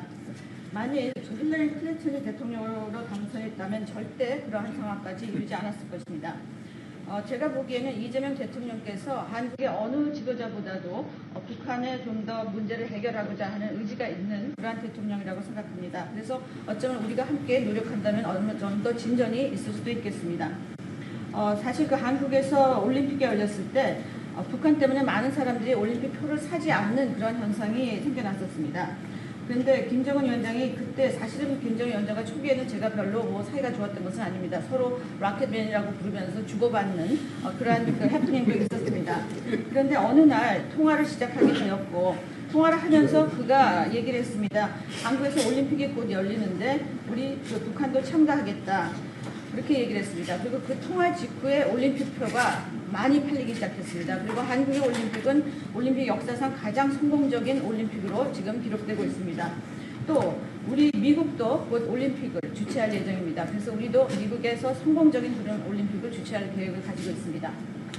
김정은 위원장 말씀을 하셔서 그런데 사실 대통령님 덕분에 이 북한하고 이 한반도 관계가 매우 안정적이었습니다. 그런데 사실 그 이후 대통령께서 미국 정치에서 잠깐 물러서 있는 그 사이에 사실은 북한의 미사일도 많이 개발됐고 핵폭탄도 많이 늘어났고 진척된 것도 없이 한반도 상황은 정말로 많이 나빠졌죠. Mr. President, you mentioned about Chairman Kim, and thanks to your efforts when you were in office during your first term, the situation on the Korean Peninsula was stable. But during the hiatus where you were out of office, North Korea developed further its nuclear and missile capabilities, and that led to a deterioration on the situation of the Korean Peninsula. And they wouldn't have done that. They would not have done that if I were president. It 내가 was not going to 만약에 happen. 대통령이 당선되었다면 그런 일이 일어나지 않았을 것입니다. 전적으로 공감합니다. I completely agree with you. 그래서 지금 얼마 전에 김여정이 미국과 저를 비난하는 발언을 할 때도 대통령과 김정은 위원장의 특별한 관계에 대해서는 의심하지 않는다 이런 표현을 했습니다. 기다리고 있다는 뜻으로 보여졌습니다.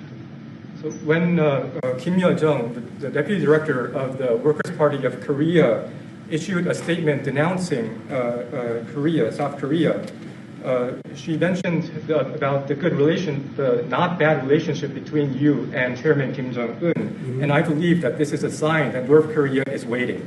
한반도의 평화의 새 길을 꼭 열어주시기 바랍니다. So I hope that you will usher in a new era of peace on the Korean Peninsula. I will do that, and we'll have talks. He'd like to meet with me. He didn't want to meet with Biden because he had no respect for Biden, but we look forward to meeting with him, and we'll make relations better. You'll help that.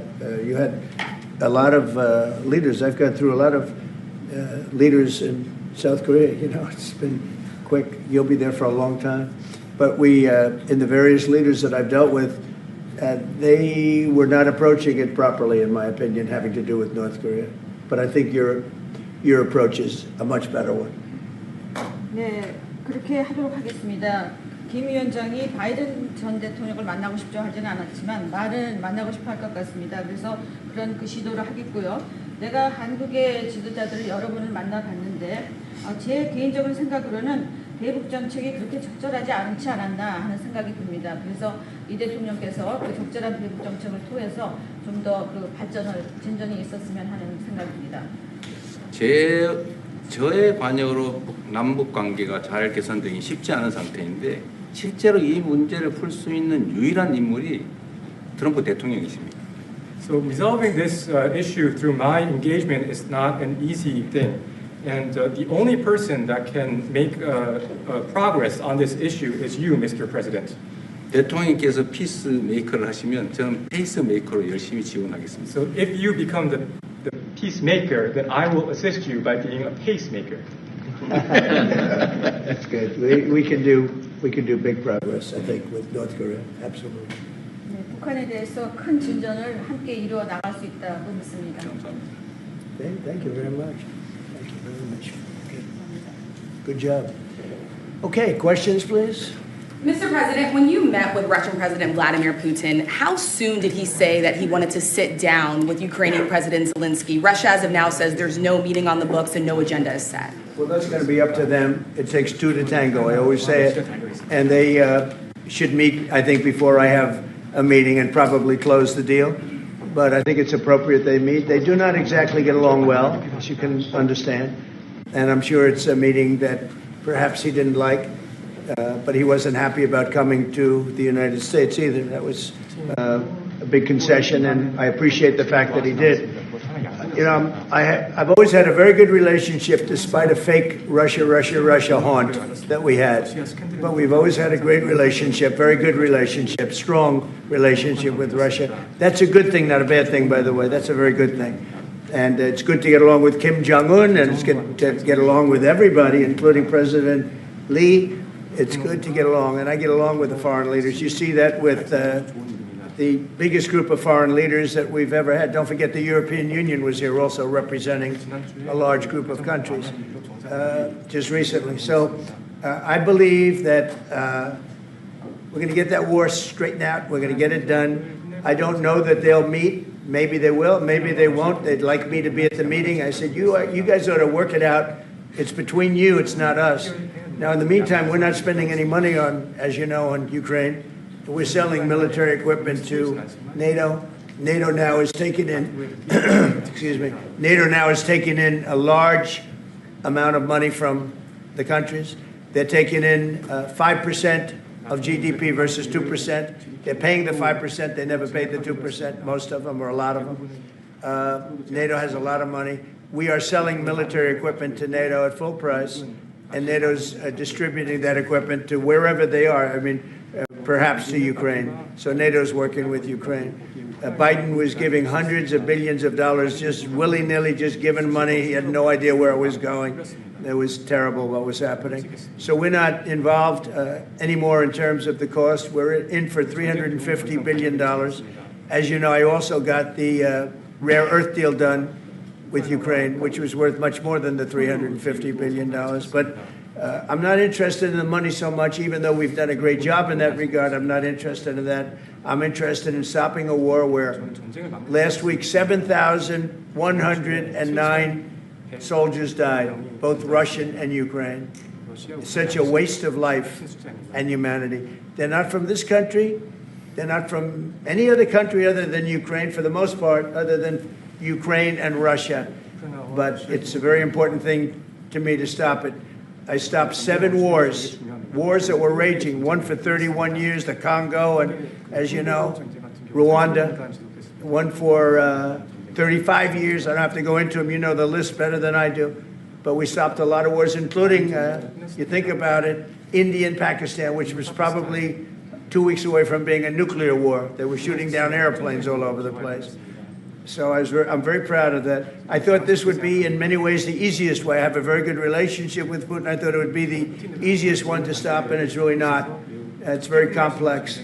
It's very personal from their standpoint. There's tremendous dislike personally between the two men, and we're going to have to straighten that out. But I would like to see them meet first. They'd like me to be there. I may be there. I may not. I'll see. But I wanted them to work out their differences first, because it is ultimately between them. And when that happens, I think we'll get an end. Maybe they meet, maybe they don't. How long are you willing to let this play out? And if they don't meet, will there be consequences, and how soon for Russia? Yeah, there could be very big consequences, but we'll see what happens. There might be very big consequences, because this is something that has to end. This war would have never taken place, and for 4 years it didn't take place. But if I were president, this war would have never taken place. There has not been a war like this since the Second World War. This is the biggest thing that's happened in terms of warfare, wars. It's a whole new form of fighting. It's a drone fighting. It's a drone war. No, a drone war never existed before. And we're actually studying it from the standpoint of Pete Hegseth and everybody. We're studying it and studying it very carefully. This is a whole new form of war, but it's a violent war, and there has been nothing like this since the Second World War. So we'll see what happens over the next week or two, and at that point I'll step in very strongly, and if I have to be there, I'll be there. And we'll either have a deal or we won't.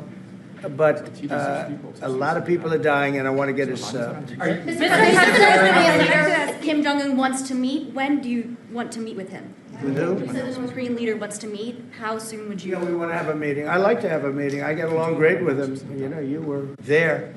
We even had a press conference. He had his first press conference. Kim Jong-un had a press conference. This was a little different press conference. I said, have you done a press conference before? No. And you know what? He did great. It was a great press conference, actually. It was historic. I doubt he's done one since. But I said, would you like to meet the fake news? Because whatever you want to do. And they came in, like you've never seen anything like it. And then he said, enough. And that was the end of the press conference. That was the end. It ended very rapidly. But I think he had a good time. I look forward to meeting with Kim Jong-un in the appropriate future. Would you reduce the number of forces in South Korea so that the United States could have more flexibility in the region?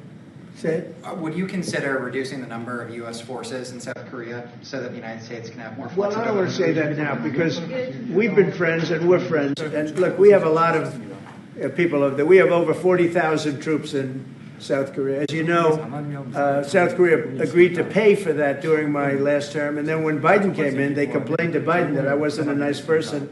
And he agreed not to pay. He gave up billions of dollars. We were getting paid billions of dollars. But then Biden ended that for whatever reason. It's unbelievable that he did. But we have a very good relationship militarily.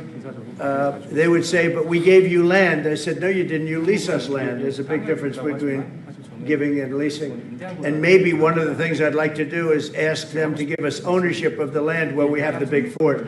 You know, we spent a lot of money building a fort. And there was a contribution made by South Korea, but I would like to see if we could get rid of the lease and get ownership of the land where we have a massive military base. Okay? Would you go? Thank you, Mr. President. How are you planning to make? I also want to ask this question to Mr. President. Who are you with? I'm Song Mi-jin. I am from South Korea's Arirang TV. Good. Thank you so much. Good. So as mentioned earlier, United States is South Korea's most important and closest ally. So in this point of view, I would like to ask you and also President Lee, what do you think are the key ways to make the South Korea-U.S. alliance greater? Well, I think it's great now. I feel very warmly toward South Korea. I will tell you that I have a lot of people in business that I deal with that are from South Korea. They love Trump because they feel I've saved. I think you would have had a nuclear war if I weren't. I think you would have had a nuclear war, North Korea and South Korea. I think it would have been a disaster. You're only 60 miles away from Seoul. They don't even need nuclear. They have their cannons, howitzers, and they have them buried in the mountain. You know what I'm talking about. And I think you would have had, if I didn't win that election, if Hillary Clinton, crooked Hillary, won that election, I think you would have had a nuclear war. It would have taken place, and it would have been horrendous for everybody, including them. It would have been very bad for them because we would have had to enter the picture, and we are the most powerful nuclear country in the world by far. Russia's second, China's third. China's going to catch eventually, 5 or 6 years. They're working to catch. One of the things we're trying to do with Russia and with China is denuclearization. And it's very important. One of the things I discussed with President Putin the other day, it wasn't just that, it was also other things. And I think the denuclearization is it's a big aim. But Russia's willing to do it, and I think China's going to be willing to do it too. We can't let nuclear weapons proliferate. We have to stop nuclear weapons. The power is too great. Okay? Thank you. Mr. President, I'd like to ask you further question about South Korea and U.S. alliance. I'm Anna from the Korea Times, and I'd like to ask you about the trade deal that's on the table. You mentioned about the shipbuilding industry, and President Lee mentioned about the manufacturing industry, and what other areas or sectors that you intend to focus on this trade deal, because Korea is bringing in many investments and create jobs as well. So I'd like to know the opinions of both, how to get a beneficial outcomes for both countries through this deal. Well, we're going to get along great because we really sort of need each other. We love what they do. We love their product. We love their ships. We love a lot of the things that they make. And they love what we have. We're dealing with them on Alaska having to do with the oil. You need oil and we have it. So we have a big advantage in that way. We have more oil and gas and coal and energy than any other country in the world by far. No, for whatever reason, God was very good to us. He gave us the greatest. We didn't use it. We started to use wind. Wind doesn't work. They started to use solar panels that took over the land all over the Midwest, where the farmers said, what happened to my land? They'd have a 10-mile by 10-mile solar field that they couldn't farm. The most valuable farming land in the world, probably the most vibrant in the world. And they put solar plants all over the place. It's ridiculous. Big, massive black fields of solar that all comes out of China, or plastic, all comes out of China.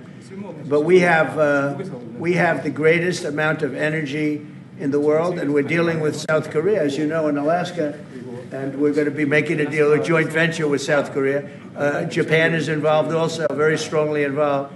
So we have Japan and South Korea, and we're actually the closest. You know, it seems like quite far away, Alaska and Korea, but actually it's right up the little ocean, right up the little Pacific Ocean. It's actually pretty close, relatively speaking. But we have more oil and gas and coal than any other nation in the world by far, and we're going to use it. And that's the thing that South Korea, I think, most wants from us, I would think. Mr. President, would you go back to the DMZ to meet with the North Korean leader? Say it? Would you go back to the DMZ to meet with the North Korean leader? I loved it. Remember when I walked across the line and everyone went crazy? Especially Secret Service, I would say they were going crazy. And I looked into those windows, you know, the windows, the glass, that you could only see if you looked direct, because there was all sorts of stuff. But I looked in and I saw more rifles pointing at me than you could. There were a lot of rifles in that building. The Secret Service was not happy. You know the buildings I'm talking about? The two blue buildings on each side. And I walked up the middle and I looked in the window and I saw more guns in that room than I've ever seen in my life. I looked at the other side and it was the same thing. And yet I felt safe. I felt safe because I have a great relationship with Kim Jong-un. I hope it stays that way. I think it will. I have a very good relationship. I understand him. I spent a lot of free time with him, talking about things that we probably aren't supposed to talk about. And, you know, I get along with him really well. I think he has a country of great potential, tremendous potential. Is it possible you'd meet him this year or maybe next year? Well, I'm meeting a lot of people. I mean, it's hard to say that, but I'd like to meet him this year. President Xi would like me to come to China. It's a very important relationship. As you know, we're taking a lot of money in from China because of the tariffs and the different things. And it's a very important relationship. We're going to get along good with China. I hear so many stories about we're not going to allow their students, or we're going to allow their students to come in. We're going to allow, it's very important, 600,000 students. It's very important. But we're going to get along with China. But it's a different relationship that we have now with China. It's a much better relationship economically than it was before. With Biden, boy, what he allowed that, I mean, they just took him to the cleaners. You know the expression? They took him to the cleaners. I'm sure they have an equal expression in South Korea, but they took that guy out for a ride like nobody's ever been ridden before. Terrible. But we have a very strong relationship, Howard, I would say, economically with China now, getting much better. They have to give us magnets. If they don't give us magnets, then we have to charge them 200% tariff or something, you know. But we're not going to have a problem, I don't think, with that. I think that's perhaps behind us. You know, China intelligently went and they sort of took a monopoly of the world's magnets. And nobody needed magnets until they convinced everybody 20 years ago, let's all do magnets. There were many other ways that the world could have gone. But so it'll take us probably a year to have them. We're heavy into the world of magnets now, only from a national security standpoint. But we have a powerful thing. It's airplane parts. They have many Boeing jets.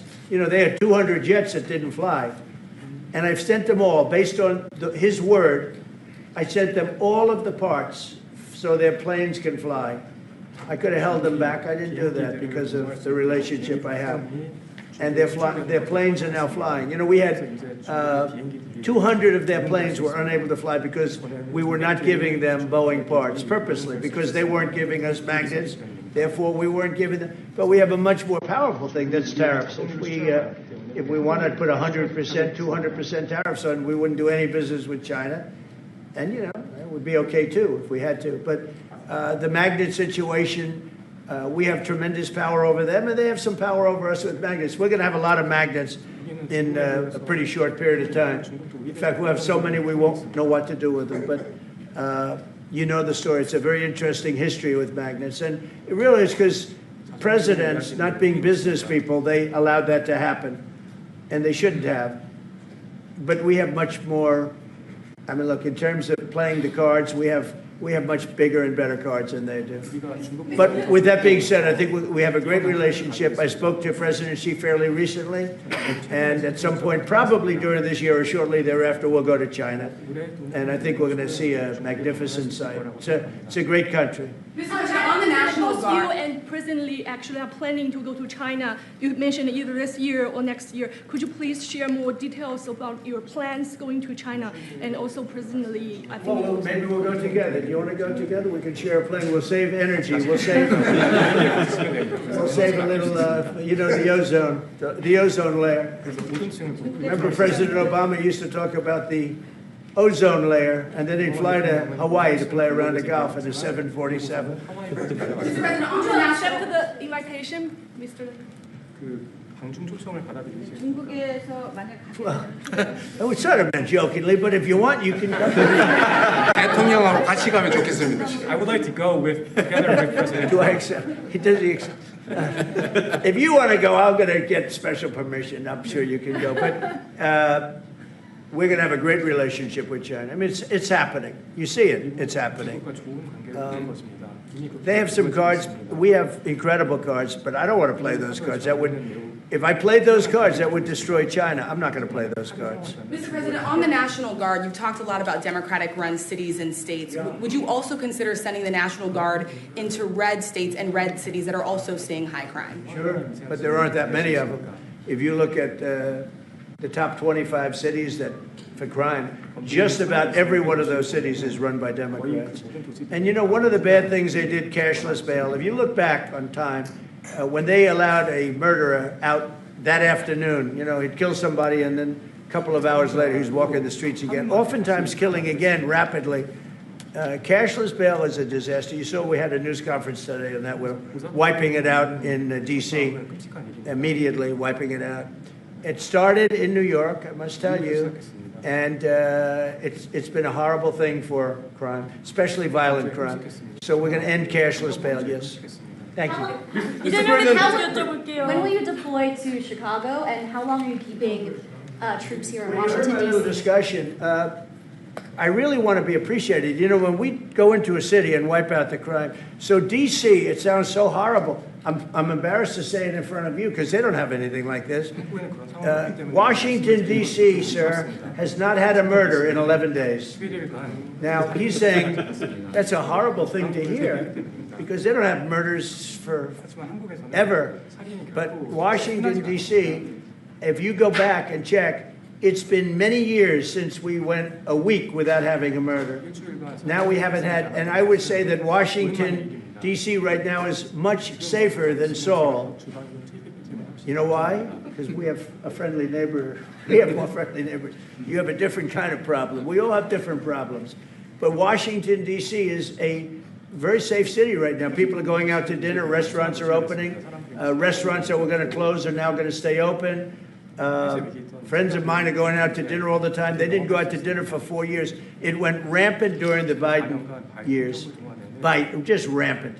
That's why Susie is very close to the mayor and has a lot of respect for her, but I view it maybe a little differently because the mayor would say that it's gotten better for 30 years, it's gotten better. No, it's gotten worse.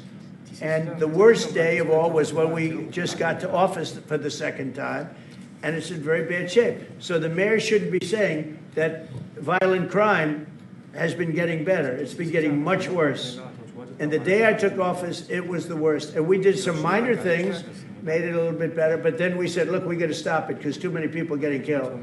And we have not had a murder in 11 days. It sounds crazy. I hate to say this in front of this gentleman who I respect, because they don't have murders for years. But we have not had a murder in 11 days. And that's going to go on for a long time. And there will be, I guess, it'll happen a little bit, but we have a very safe city. This is one of the safer cities right now in the country. And in a short period of time, it'll be like the border. Nobody came in through our border for the last 90 days, 3 months. We had 0 illegal aliens from the Congo, from South America, from all over the world, from prisons coming in, pouring into our country. Nobody, not one person And this is done by a liberal group, a liberal think tank. They do the work. Not one person has come into our country. Think of that. It's been amazing. And I didn't have to go back to Congress and ask. Biden could have done this by himself. I did. I said, close the borders. We had the great Tom Homan. We had Christie, as you know, Christie Noem, who did a fantastic job. She's doing a fantastic job.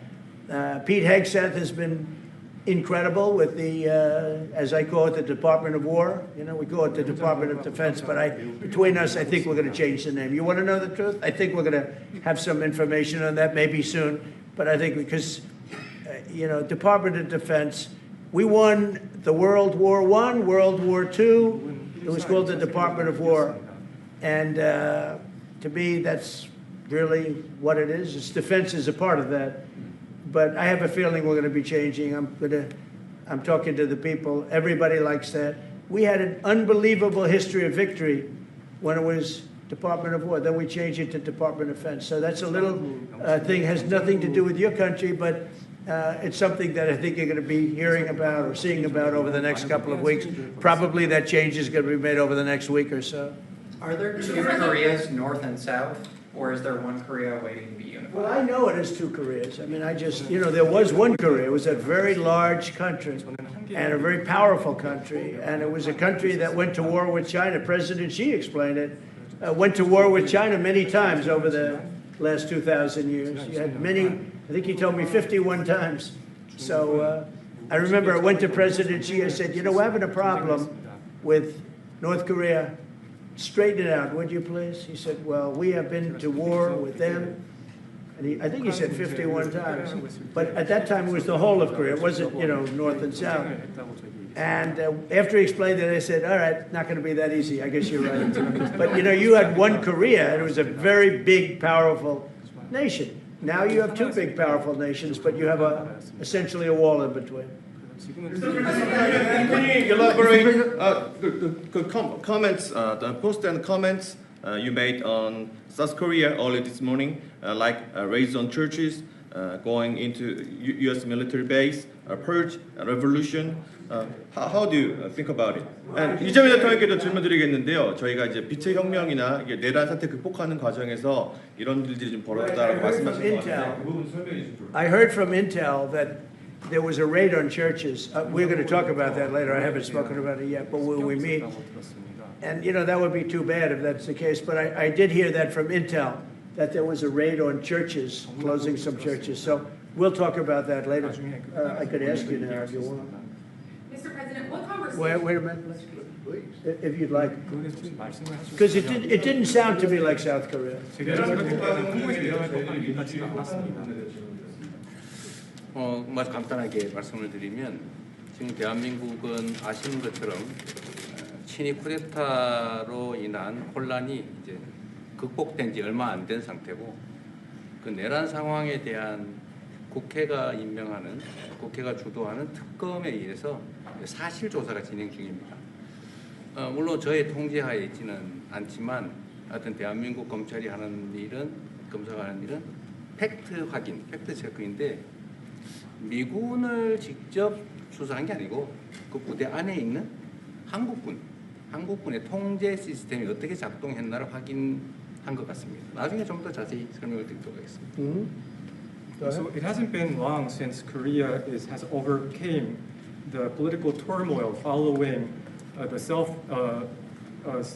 coup by the former president. Currently, there is a fact-finding investigation by a special prosecutor that was appointed by the National Assembly. And this special prosecutor... Is his name Deranged Jack Smith, by any chance? They took him from our country. Deranged Jack. He's a deranged, sick individual. But go ahead. Go ahead. I'm only kidding. Maybe I'm not. And that special prosecutor is not under my control. And so the special prosecutor is conducting a fact-finding investigation. And I would like to explain about what you said about U.S. bases. They did not conduct a search and seizure of American bases, but they looked into the chain of command and the control system of the Korean military.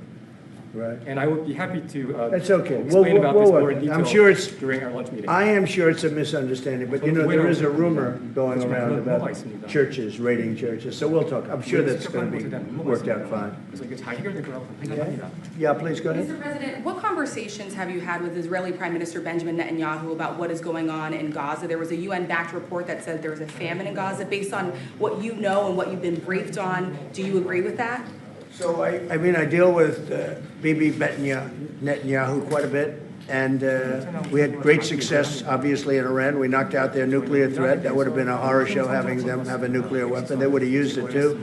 We did very well there. Right now, they're talking about Gaza City. There's always talking about something. At some point, it's going to get settled. And I'm saying you better get it settled soon. You have to get it settled soon. And that means, you know, nobody can forget October 7th. People forget October 7th. That was one of the most brutal. I've seen some terrible things, some brutal things. That was about as bad as it gets. And nobody can forget that. With that being said, it's got to get over with. It's got to get over with because between the hunger and all of the other problems, worse than hunger, death, pure death, people being killed. And, you know, I'm the one that brought back the hostages, and I did it with that gentleman right there, Steve Witkoff, and with Marco. All of us, the whole team, we worked together. Even the trade people worked on it with us. And we brought back a lot of the hostages. Now we're left with, would you say 20, Steve, or would you say it's less than 20? I hope it's 20. He hopes it's 20 because some could be dead. That's what he means, I assume. So we have 20, but there's rumors that some could be dead. It's a terrible situation over there, terrible, terrible situation. But it's coming to a head, it's coming to an end. We are sending, you know, we sent $60 million of food over there just recently. And I don't even know if people know it. We distributed ourselves. We're giving a lot of food, spending a lot of money on food, getting it over there. We have a lot of food. We have a lot of oil, and we have the greatest farmers in the world. So we have a lot of food, but we're sending a lot of it over to Gaza, and we're feeding a lot of people. But with all of that being said, it's a lot of people to feed. And I think that we will have, I think within the next 2 to 3 weeks, you're going to have pretty good conclusive ending. It's a hard thing to say because they've been fighting for thousands of years. If you want to know, that's been a hotbed forever. But I think we're doing a very good job. But it does have to end. But people can't forget October 7th either. Do you plan to attend APEC summit to be held in Korea? Summit in South Korea? Yes, South yeah, I'd Korea love in to. November. I'd love to. Last time I spoke in front of your parliament, and I love doing that. Beautiful respect they had for our country, and a beautiful room. I remember how beautiful it was, and I enjoyed doing it. No, I could see going. I think I'm going for a trade meeting to South Korea pretty soon. You're hosting a trade meeting. So I can sneak away from that trade meeting and we'll go and do something for the president if he'd like me to do that, okay? But so we'll be going there fairly soon. You know about that? If you attend, then it's a good chance to meet up Kim Jong-un again, or maybe Xi Jinping. Then how do you think of it? You mean set them up together? Yes. That'd be interesting. We'll arrange a meeting between you and Kim Jong-un. Would you like that? That's a very tough question right there. I don't know where that question is leading. Anyway, look, I get along great with Kim Jong-un, and if whatever I can do having to do with South Korea and getting people together, you should get together, right? Yes, ma'am. Yes. Yeah. I want to ask. Turned out to be the worst one in the room. I want to ask about Masca project. Masca project. Make it great again.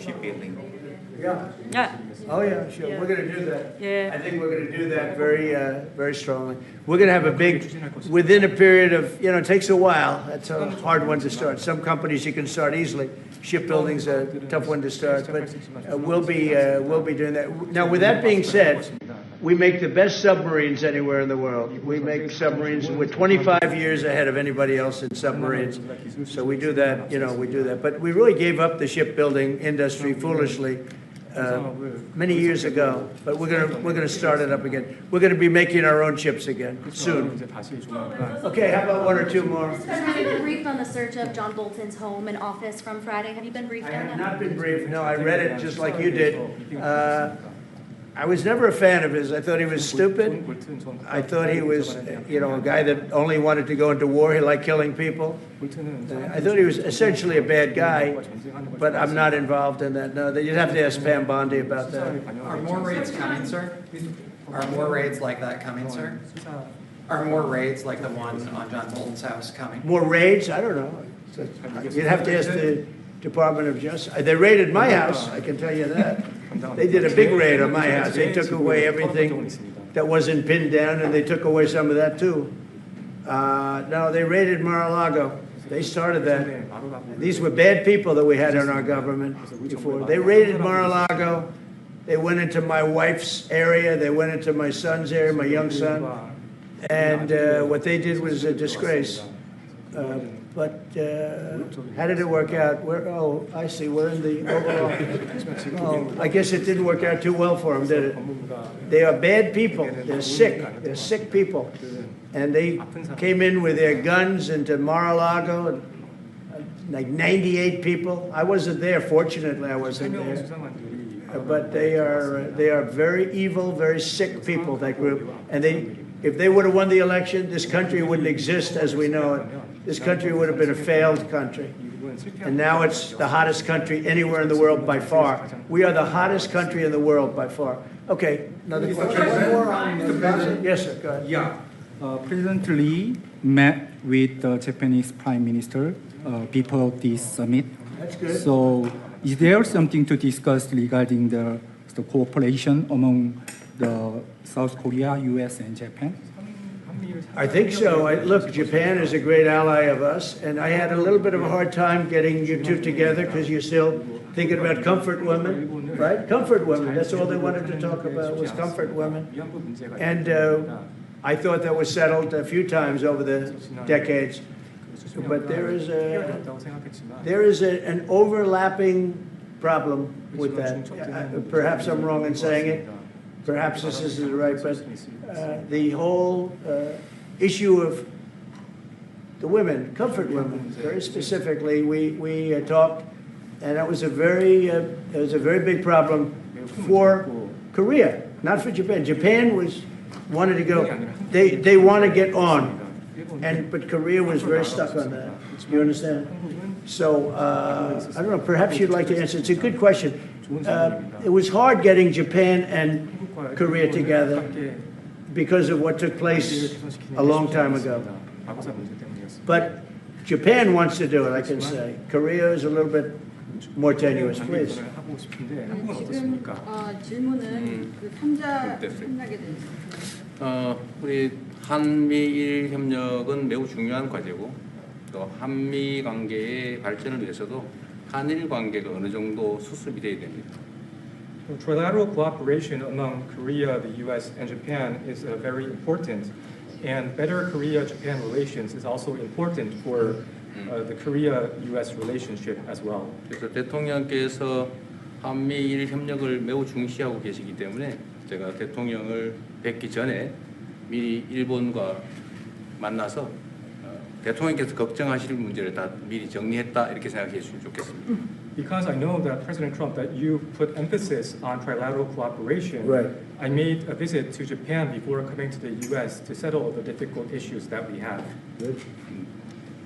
Well, Japan wants to get along very well with you, and I find them to be great people, great country, obviously, and they want very much to get along with South Korea. And you have something in common, you want to solve the North Korea problem.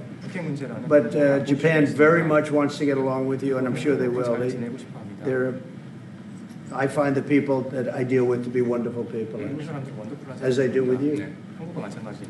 이번에 일본에 가서 이시바 총리를 만났을 때 그 전에 우리가 가지고 있던 여러 장애 요소들이 많이 제거됐다는 생각이 듭니다. So when I visited Japan and met with Prime Minister Ishiba, I realized that many of the obstacles that existed between our two countries have now been removed. True. During my term. We removed them during my term. There was an overlay a little bit, but we removed many of those obstacles during my term. And, if you look at Prime Minister Abiy, who was a great man, he was a great friend of mine, and he was assassinated, but he felt very warmly toward your country, I can tell you that. And the current Prime Minister, who I've gotten to know very well, feels the same way. So I think you're going to have a great relationship with Japan. Steve, go ahead. Just to close the loop on Gaza, is there a diplomatic push underway to try to get all this to end? Oh, there's a diplomatic push. No, is there? There has been, yeah, sure. Right now, Steve, I would say very serious diplomatic push. Marco or Steve, Marco, do you want to answer that first? Yeah, it's never stopped. We've always looked to find a solution there. Ultimately, as the president said, we want it to end. It has to end with no Hamas. Thank you, sir. Steve, where are we? I would say that we wouldn't be anywhere but for the president's truth last week, which was a statement to Hamas that they better get their act together and get to the peace table. But for that, it would have been all stalled. So, as usual, he is the man who moves it. Thank you, sir. Thank you. Thank you very much, everybody. Thank you, guys. Thank you, guys. Let's go. Let's go. Head out. Head out. Start moving. Thank you. Thanks, guys. Let's go. Let's go. Thank you. Straight out the door. Thanks, guys. Let's go. Let's go. Thanks, guys. Jails, let's go. TV, let's go. Come on, come on. Let's go. Head out. Head out. Thank you. Thanks, guys. Please keep going. Thanks, guys. This way. Thank you. Keep going. Keep going. We're out. We're out. Thank you, guys. Out the door. Thank you. Get out. If you want to hold in there until we get a wrangler. Well, now that the opening act has concluded, 2 hours, I just get to start. Wow, okay. So let's go over a little bit of what he talked about, because those two things back to back were absolutely amazing. I thought they were anyway. Before I go, let me start my stuff here. Let me talk to you about, what am I going to go? I'm going to talk to you about MAGA offers and the gold Trump sneakers. You know, sometimes you see something and you think to yourself, ooh, man, I need some of that. Well, you need some of this. That was me when I first came across these Trump Never Surrender gold sneakers. They aren't just shoes, they're a full-on statement. Bold, fearless, and unapologetically patriotic. And this is my display demo pair, but the other pair, guess what I'll be sporting down at the Miami Dolphins Stadium this weekend, Saturday night. Oh yeah, I'm kicking it with the Trump Never Surrender sneakers. I mean, just look at these. The gold finish, the red, white, and blue accents. It's like wearing a piece of American pride right on your feet. I know some people think it's ugly because they're so audacious, but so is our president. He's very audacious. He loves his gold. Yeah, you might want to get some of this. And let me tell you, they don't just look good, they actually feel good. The quality is legit, comfortable, durable, and surprisingly lightweight. These kicks aren't going to sit in the back of your closet gathering dust. You'll actually want to wear them, if you're brave enough. Show them off, or even maybe start a few conversations, because people will talk about them. What I love most is the message they send, and that message is never surrender. It's not a slogan, it's a mindset. Whether you're out making moves or just walking into the weekend, these sneakers are a reminder to stand strong and to never back down. They've also become a favorite gift. I mean, we all know someone who would love these gold sneakers. A big Trump supporter, a collector, or just someone who rocks bold style. Now understand, other than the T right there, anybody could wear these. It just looks like Americana. So if someone's worried about it being a Trump sneaker, they're not going to know it. All it says is T right there. So, understand, the best part of this stuff is that this is a limited run. Not everybody's going to have them. You're not getting some mass-produced junk. These are exclusive. And there are other sites that you can get them from, but pretty much for the Fanfare family. So if this sounds like your kind of vibe, or if you're already picturing someone in your life who'd flip for these, go check them out. For the Fanfare audience, you get a special discount at MAGAoffers.com/Barry. Again, the MAGA offers.com/Barry. Go ahead and you can pick up yours now. And also, if you use that code Barry, you'll get 15% off your order. So don't wait too long. They're going fast. All right, so let's recap both press conferences and the different things that President Trump had to say. Let me go with the big one that, well, it's probably not the big one, but I consider it one of the big ones, the ending of cashless bail. Now, one of the problems with this is, again, I've always considered one of the issues with what Trump does is the messaging. I don't think enough people understand what does cashless bail mean because most Americans haven't been arrested. And if you've never been arrested, then you don't know what cashless bail is. You know what cashless bail, what is that, some sort of new wand that you have to have? No, okay. When you get arrested, especially for the type of crimes that happen in Washington, D.C., normally you get arrested in any other area other than a blue city. You get arrested, you go before a judge or a magistrate or a clerk, and they will say, hey, Fred, you committed an assault. Your bail is going to be $5,000 cash or bond.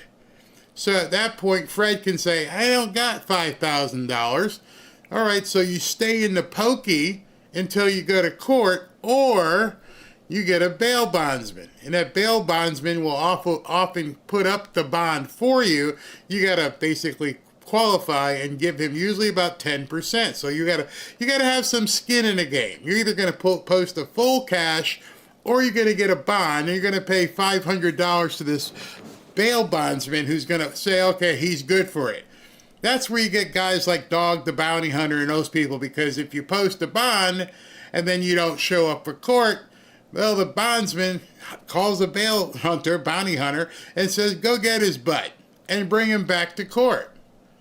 That's how it normally used to work.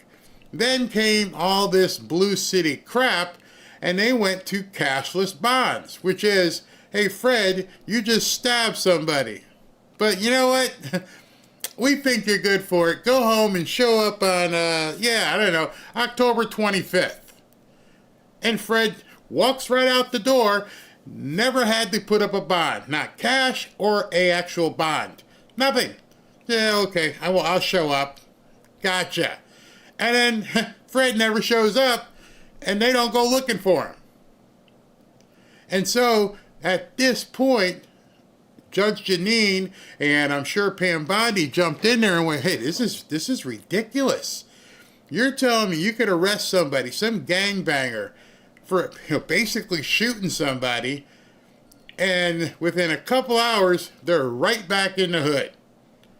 Don't have to do anything other than sign their names. It's a cashless bail. Yeah, I'll be back. Yeah, when? October, November? Yeah, see you then. And it's just a revolving door. So President Trump today said, nope, no more. They're going to have to put up money or a bond, just like anybody else who gets arrested. And your bail or your bond is going to be commensurate with your crime. Yeah, you got caught jaywalking. Okay, it's a $25 bond. You shot somebody. You might be looking at 10 or 20 grand, which means you're probably going to sit your behind in jail until the judge deals with you, which is a great way of getting some of these hood rats off the street. You don't have the money. Sorry. Barry, bail's not supposed to be punitive. Bail's only supposed to secure you to guarantee you're going to show up for court. Yeah, that's exactly what we're doing. We're going to make sure he shows up for court. But all the libs, they're going to be screaming, as they always do. Any other state, probably wherever you live, you have a bail that's set. So that's the first thing. Next thing, and it's 1:45, they may be at the courthouse right now filing something about the flag burning. Now the whole thing with the flag burning It's been already went to Supreme Court. It's been adjudicated that it's an expression of the First Amendment. So the idea here is to see what kind of angle his executive order is going to actually read. Let me see while I'm talking and see if they actually filed the executive order, and we could look at it and see if he's taken a different stance on it. Because if he's raised a different issue, it's possible it could, withstand scrutiny. But he's going to have to put it in such a way. I see cashless bail. Okay, here's the executive order. Good. So they brought it up in time. They posted it. Let me let you see specifically how it reads. That's going to be window 45. And now we can read this together and see how is it being shown. All right, here's the executive order on burning the flag. By the authority, notwithstanding, okay, here it is. Notwithstanding the Supreme Court's rulings on First Amendment protections, the court has never held. So here's his new argument. This is where it's important, because you'll see on every single station, hey, it's settled law. Everybody already knows you can burn a flag. Yes, we can burn flags based upon the Supreme Court's judgment from before. But President Trump's saying, nah, not so fast. I have a different angle here. So that's what he's doing. Here comes the different angle, and we can look at it. Notwithstanding the Supreme Court ruling on First Amendment, the court has never held, so the court's never addressed what he's about to say, that American flag desecration conducted in a manner that is likely to incite imminent lawless action or that is an action amounting to fighting words, in quotation, is constitutionally protected. See Texas v. Johnson, 49 397 408-10, a 1989 decision. My administration will act to restore, respect, and the sanctity of the American flag and prosecute those who incite violence or otherwise violate our laws while desecrating the symbol of our country to the fullest extent permissible under any available authority. All right, so that's the difference here. What he's saying is, if you go light a flag in your backyard where nobody else can see it, that's your First Amendment right. If you go burn up a flag, outside of a building, that's not going to be your First Amendment right, because there are people there who don't believe in what you believe in, and because they don't believe in what you believe in, they are going to be upset. This is an interesting angle. I'm standing there, and one of the libtards is standing there, and the libtard decides to light it up. Well, the libtard is happy with that. I don't like it. So you're inciting violence because that flag means so much to me. That flag means so much to the veteran standing next to me. That flag might get your butt whooped. I may have to jump all over you to get that flag away from you that's burning. This is an interesting take. Hey, I can see where he's going. Hey, I'm trying to make sure people are safe. And by them lighting fire to a flag in these public spaces, this is not really a safe activity. There are people who are going to be highly offended, and they may lash out. Now, the court will say, can you show that to us? Can you prove to us where there has been altercations, where there's been public burnings of the flag? I'm pretty sure he already has. They probably have video after video after video of people getting into fights because what's been going on with the flag. Very interesting take. Don't know if it'll work, but when you read it and you listen to what the argument that he just made, at least there's a discussion. There's an argument to be had. It is an issue that will go before the Supreme Court, where his team, probably Todd Blanche, will argue that it's, as he wrote there, now you guys know specifically what he said. He goes, that desecration is likely to incite imminent lawless amounting to fighting words. Yeah. It does. It does. And I know where the argument's going. Your right, your First Amendment right is no stronger than mine. You can say anything you want about X, Y, and Z, but if you're saying it in my presence, you don't have the right to overthink what I'm saying. If you believe, well, no, it's no longer a right because they've already turned baby removal, but let's say it was baby removal and people were standing toe-to-toe to each other. Now, your right doesn't supersede mine. I have a right for First Amendment. I can call baby removal what I believe it is.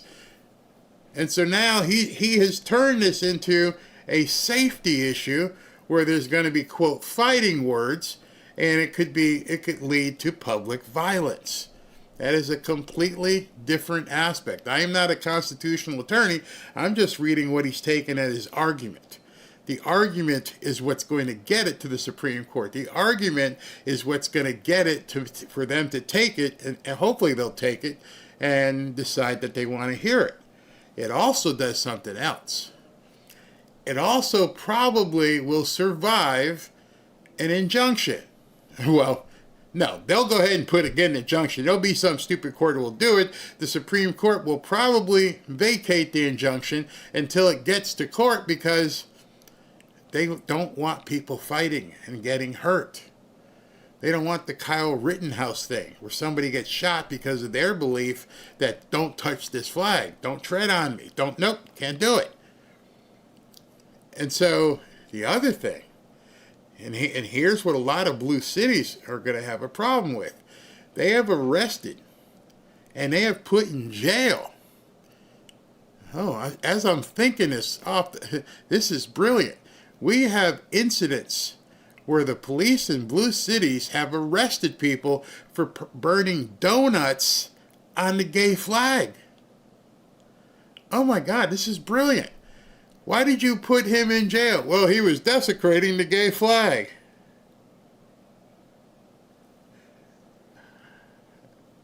Bing! Boom! Think about that. You've seen it. You can probably Google it. How many people have been arrested for, quote, desecrating the LGBTQISSIPPI flag? The crosswalk. Oh, he spun out donuts. We're going to have to arrest him because he desecrated some asphalt. So if you're desecrating asphalt because that means so much to people, then what about the real one? So if I'm a Supreme Court justice, which I'm not, and I didn't stay in a Holiday Inn last night, I'm thinking this is something. A couple of guys, Gorsuch, are going to sit back, Clarence, and go, wait a second. That's a novel approach. And you've got precedent. You have precedent by saying they have arrested people who have desecrated that flag without it even being a flag. So you're telling me if you paint the American flag on some asphalt, would you arrest people who did donuts or peed on it or anything else? But you did that with the gay flag. You guys may have just opened the door for Trump to drive right through it. Wow. So that's going to be the argument. The argument is that it's going to incite violence, that people who feel strong for the flag are not going to take kindly to seeing you burn it or rip it up. You're going to cause a fight. Quote, they are fighting words. And hey, you don't want violence, Your Honor. People are really upset that this is happening. Now, if Mr. Antifa guy wants to go burn his backyard, as long as he's not violating anything with, the HOA, have at it. Go burn it in your backyard. Go burn it, I don't know, someplace else. But don't do it here, which is basically going to take a weapon away from them. Very interesting. What do you guys think about that? That flag isn't a suicide pact on freedom of speech kind of stuff. There's no way the LGBTQ can be desecrated because it already stands for something bad. Proving that one flag is not more important than our flag. Brilliant analysis, Barry. Done deal. And guys, I didn't have it. Look, I only have bullet points. I didn't have none of that written down. I'm just thinking it out when I read it. When I read the executive order, I'm like, oh my gosh. I've seen it happen. In here, down in Florida. No more pride flags in schools or government buildings. That would be great. The fight has to, okay, what's it say? The fight has to occur for there to be charges on this. Or a fight has occurred. If there's been somebody charged because there was a fight over the burning of the flag, or somebody has gotten injured because they felt so compelled, they're going to bring that up as well. So it doesn't have to be a fight starting now, although there'll probably be a couple started now. You got that too, right? People are going to feel emboldened. I'm like, hey man, you're right. That's some fighting words right there. You ready to throw down? You go before you select that match. Understand the repercussions of that match hitting that flag might be your ass hitting the pavement. Ooh, it's a hate crime to burn the American flag. Should be. I love our flag also. We've been making where's that? We've been making that comparison for 4 years. Finally getting movement. It is inciting violence. No violence has to occur first. Yeah, incitement. That was a key word. You're absolutely right. Hold on, let's bring that up and show it to you again, because you are absolutely right. It says likely to incite imminent lawless action. How are you going to incite a lawless imminent action? By punching you square in your face if you don't pick that up. You've incited me. You have caused me to have enough ire where I'm willing to do something to you, which is against the law. I'm not allowed to punch you in the face, so you are inciting a lawless action. Oh my God, this is brilliant. Absolutely brilliant. Sometimes all you have to do is give the court a reason. And so I think, again, there are going to be constitutional lawyers that look at this and go, it's never going to fly. I don't know. You know who knows? Those 9 people sitting up there. That's who knows. Everybody else, we just need to see who's going to take it. Once they take it, then you're going to see the fireworks begin. Who cares about their flag? Go pound sand. Yeah, well, they've arrested people for it. Yeah, no more. It's just like bending one knee during the anthem. Yeah.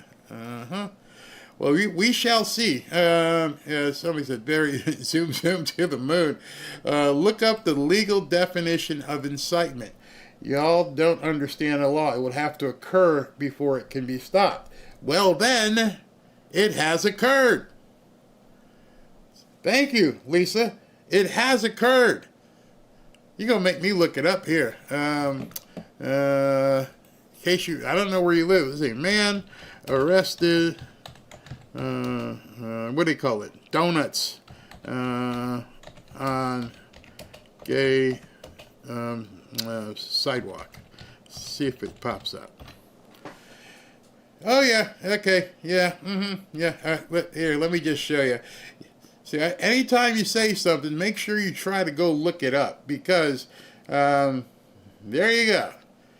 Police charge 18-year-old with a felony for doing donuts on a pride mural. Police have arrested a second man who was captured doing donuts. Here it is. Man arrested for doing burnouts in Bellevue. I don't even know where Bellevue is. Florida man arrested for vandalizing and doing multiple burnouts on an LGBTQ pride flag. Teen arrested for vandalizing. 18-year-old arrested in St. Petersburg for pride. It's here. Man who defaced intersection, not charged with hate crime. Suspect arrested for doing burnouts. So, there is a precedent at this point. Why would that guy have been charged with a felony? A felony. We should pull that up. We should pull that up. A felony? Seriously? Oh, here, let's look at this. Police charge 18-year-old with a felony for doing donuts on a asphalt. Police arrested 18-year-old St. Petersburg native, that's here, in Florida, for allegedly doing donuts on a pride mural, according to a press release from the Florida-based police department. Meyer was captured on video recklessly maneuvering his car in a way to leave several tire marks across the mural and causing significant damage. He's charged with felony criminal mischief and racing on the street. He's pleaded not guilty and was released from Pinellas after posting, he actually had to pay money. He didn't get a cashless bond for driving donuts on asphalt. He had to put up $5,500 bond, which means $550 for him, and then the bondsman put up the other $5,000. Meyer is charged in May 26th, where his blue two-door car was spotted doing donuts on the mural. Some online are calling for DeSantis to pardon Mueller. Many popular accounts note that discrepancies between what mainstream media outlets dub as hate speech and what they dub as free speech. Similar charges were allowed against a 19-year-old who was arrested in connections to burnout in Delray Beach, one town north of here. That man also pleaded not guilty after being charged with criminal mischief. All right, so there you go. It's already been done. Now you're going to have to go to court and see what the Supreme Court justices have to say. Yeah, so we shall see. All right, so the other thing, where did I shut it down? Let's see what the other, the thing about cashless bail. Let me see if I can find that. Presidential actions, executive orders. All right, so this one here. Okay, so he did 2 of them with cashless bail. He did one just in the District of Columbia, D.C. And by the authority, yada, yada, yada, Section 2, ending 3, further. So basically what they're doing, this one, they can't even fight. This one can't be fought because he has complete authority over D.C.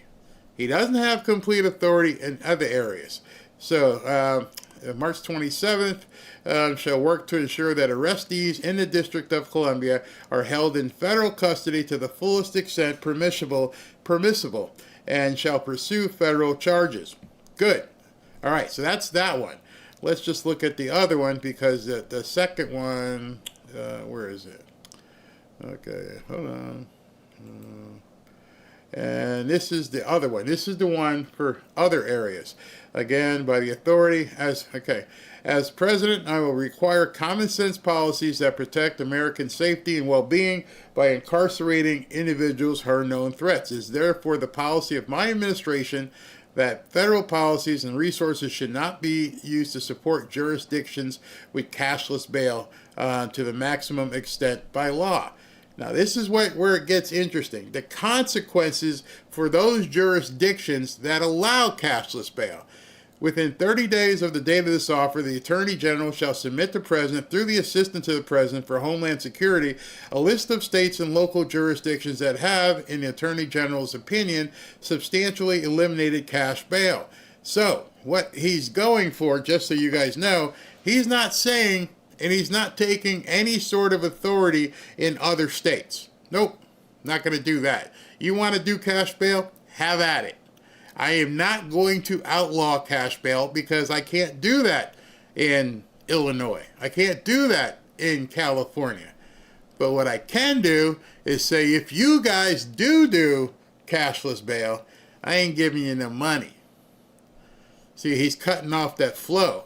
And so that is going to be very hard for them to argue. Of course, they'll find some district court judge who will initially say you can't do it, but then it'll get thrown out, as they all do, because he's not saying you can't do it. He's not usurping your authority in your state. What he is saying is, you do what you want. The consequences are, I'm not paying for it. When he says, I'm not paying for it, he means you aren't paying for it. The federal government is now not going to subsidize lawlessness. That's done. That's over. Bye-bye. So these 2 things, and I'm sure, I mean, it's Monday, so by Wednesday they'll be in court. but have at it. Do what you need to do. And the whole thing with this is, once again, he's showing you he's flooding the zone. He just keeps going at them. They are not going to get any safe harbor. You're going to have to be out and defending everything. No sleep. Ness and Dorma. This is it. It's on. Furthermore, let's go into, I'm watching my time because I have an interview at 2:30. Where am I here? Man, there's so much going on. Hold on, let me pull this up. All right, so Homeland Security this morning, DHS is thrilled that this MS-13 gang member, human trafficker, wife beater, and child predator is being processed for removal to Uganda. Yeah, he's gonna have to go far away. And it was funny. PayPal here, Pramila PayPal. This is fantastic news. I am thrilled for Kilmar. The Trump administration must stop their unfounded investigations and let his family remain together. I don't think that's going to happen. You guys are falling over yourselves trying to be, for the Maryland man instead of actual Americans. But Christy Holm posted this today. ICE law enforcement arrested him. The guy shows up for his hearing, and they arrested him right then and there. They arrested Maryland man and are processing him for deportation. President Trump is not going to allow this dude, who is an MS-13 gang member and child predator, to terrorize American citizens any longer. All right. Then, this idiot, Chris Van Hollen, senator from Maryland. Today I spoke with Kilmar. The courts and public outcry forced Trump to return him to Maryland, but Trump's cronies keep lying about his case and are engaged in malicious abuse of power to try to deport him to Uganda. As I told Kilmar, I won't stop fighting for justice and due process for all. How about the victims? No mention of that. And then they fired up, they answered his post by saying, Sanctuary Senator Chris Van Hollen says he won't stop fighting for the MS-13 gang member. He didn't spend 1 second fighting for justice for Rachel Morin, the young Maryland mother brutally done in by a newcomer. Secretary Noem and President Trump are fighting to protect American citizens from these crimes. Whereas the Democrats are falling all over themselves, this guy has become their new George Floyd. He's I don't care. Tom Homan, tonight when we go live, I'm going to show you. Tom Homan's like, he's gone. He's going. They've played almost every card in their deck. They've dragged this thing out as long as they possibly can. And now you're going to get the worst of it. Now you're going to have to go to Uganda. It's really hot in Uganda. Very probably uncomfortable. Who knows what kind of food you'll get. Why are these people bending over this way for these people? Well, I showed you that yesterday. I hope you saw that chart that I showed. And they need these people badly. Absolutely badly. So if he goes to Uganda, bets off. Bets are all off for this guy. I hear the weather is nice in Uganda this time. Crocodiles are waiting, lions, hyenas. Oh yeah, it's going to be a lot of fun over there. Oh man, this is crazy. This is crazy. The cartels pay the Democrats. I showed everybody who was here last night. Let me see if I still have it. I could probably bring it in. Hold on. If I didn't delete it, I can show it to you. I'm not sure if I deleted it after the show yesterday. But it explains everything, why these people... Yeah, I still have it. Okay. Here, let me show you why these people are fighting for this. Because it's pretty interesting. This is a map I showed to people last night. And... what you're seeing there is the U.S. natural population growth downturn from 91 to 2024. And you're seeing an orange line and you're seeing a green line. The American population is in orange. And it's just been steadily declining over the last 20 years until it almost bottomed out a couple years ago. And it's a net population, meaning you have this many people born and this many people died, and that difference is your net population growth. And then in 2021, that almost vertical line, straight up, that goes all the way to 2 million, are people who aren't supposed to be here. That's why they're fighting. Because as Trump is pushing, and as he's pushing to get these people out of here, they're seeing their hopes for their Democrat utopia go up in smoke. Absolutely go up in smoke. So let me start on what I had for you today. At 2:30 I'll have to break, but I think we have enough time to get through my first segment here. Yeah, I know it's a long show, but you guys are used to long shows. You don't have anywhere special to go, do you? All right, let's take a listen here. Brandon Johnson vowing legal action if National Guard troops are deployed to Chicago, saying the president is trying to sow division in Democratic-led cities. What the president is claiming that he wants troops to do, they don't even have the authority to do it.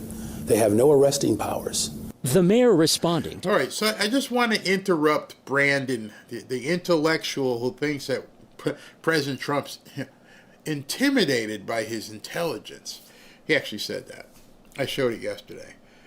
This is the argument they keep making. He doesn't have the authority. That's mostly true.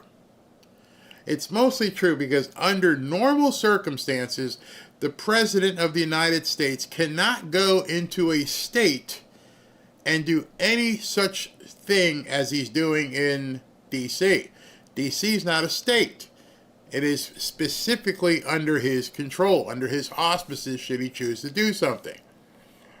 You can't do that with states. It specifically says you cannot go into a state. You can't. You're going to violate all kinds of stuff, posse comitatus, all kinds of things. You can't bring the military into a state. But I'm drawing an asterisk here, and that asterisk that Trump may rely on, because one of the notes I had here was that is President Trump's now saying he's backing off? Is he now saying, hey, I want them to invite me? Or is he laying yet another trap? Because I personally think it's another trap. I think he's laying the breadcrumbs out for them to come walking in and scream and saying, we don't want it, and bam, it's going to snap shut. Because that asterisk goes to one point. If what they're doing, and this is where it gets, again, he's going to be skating the line here, he basically is going to have to use the powers that say it is an insurrection happening in these cities. Not an insurrection so much as trying to take over the government, but an insurrection in terms of its ability to harm innocent people.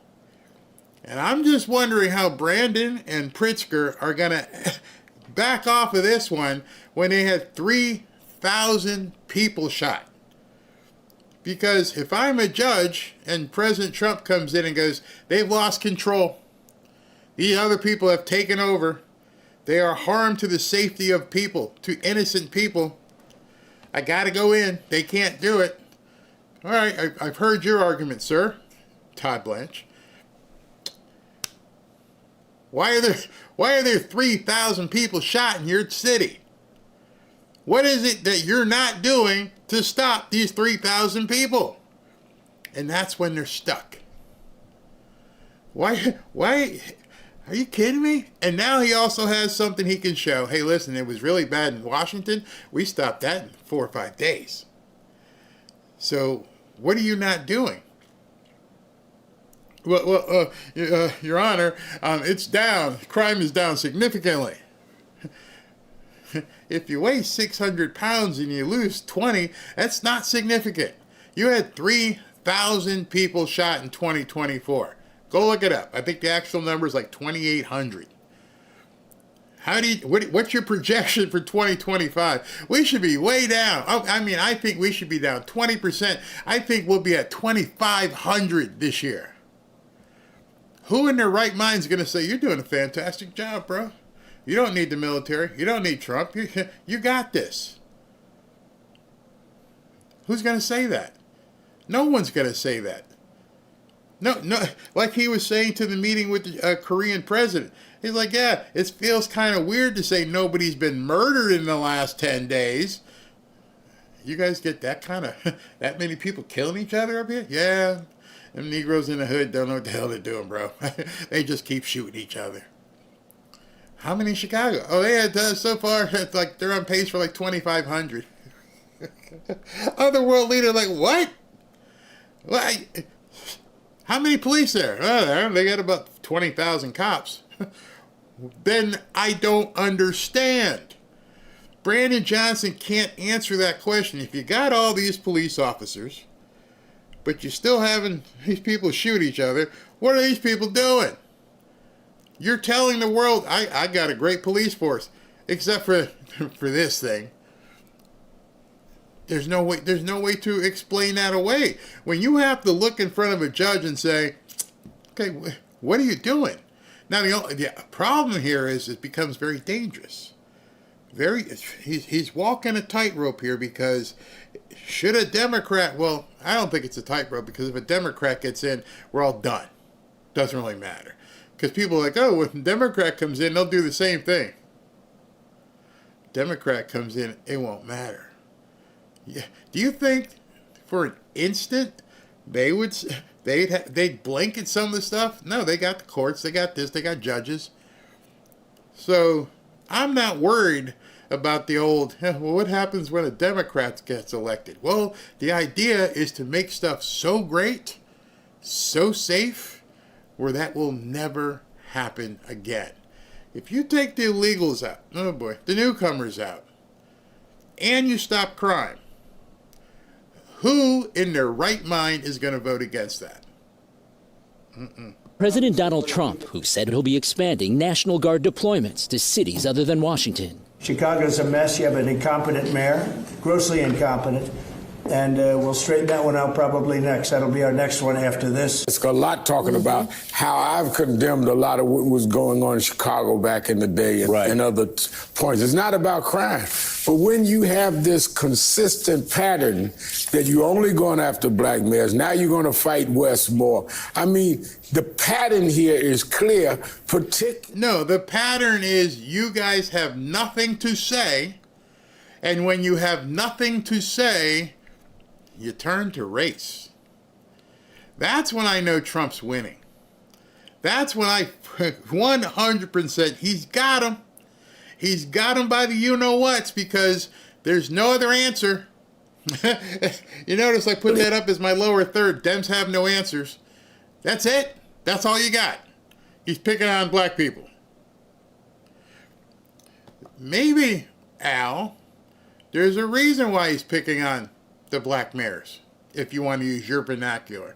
Maybe the reason the black mayors are being picked on is their cities are hellholes. One is not mutually exclusive. The racism isn't working because it is what it is. There were 3,000 people shot last year in Chicago. I wouldn't care if he was green, yellow, black, white. You have 3,000 people shot in your one town. The people in your town can't read. Does it matter what color he is if he's incompetent? So I know right off the bat, I am completely confident, I am sold 100% that Trump is winning and winning big is because you have no other argument other than racism. That's it. And once the black people in these towns go, I can wear my watch out here. I can go to the basketball courts. I can get out here and not have any fear. Then you've lost the racism part completely. But then again, I often ask these type of race baiters, why isn't it racism that these 3,000 people are all shooting blacks? Why are they not shooting any white people? Why are they not shooting the Asians? Why are they racist? I know that sounds facetious. Are you saying, Barry, they should be shooting white people? No. But if they're the ones doing it, and they're shooting each other, and there's a black mayor, you hit the trifecta. That's not racism. That's savagery.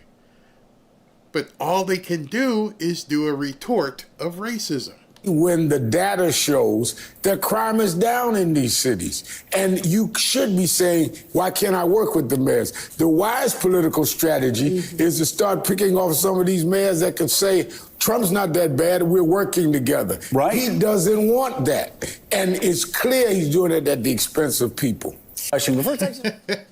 Keep talking, Reverend Al. You're showing me your colors, I guess I could say. They got nothing. Absolutely. Crime is down. Again, where's your chart? 3,000, 2,500 projected in 2025. And we're not through the summer yet, so things can fluctuate.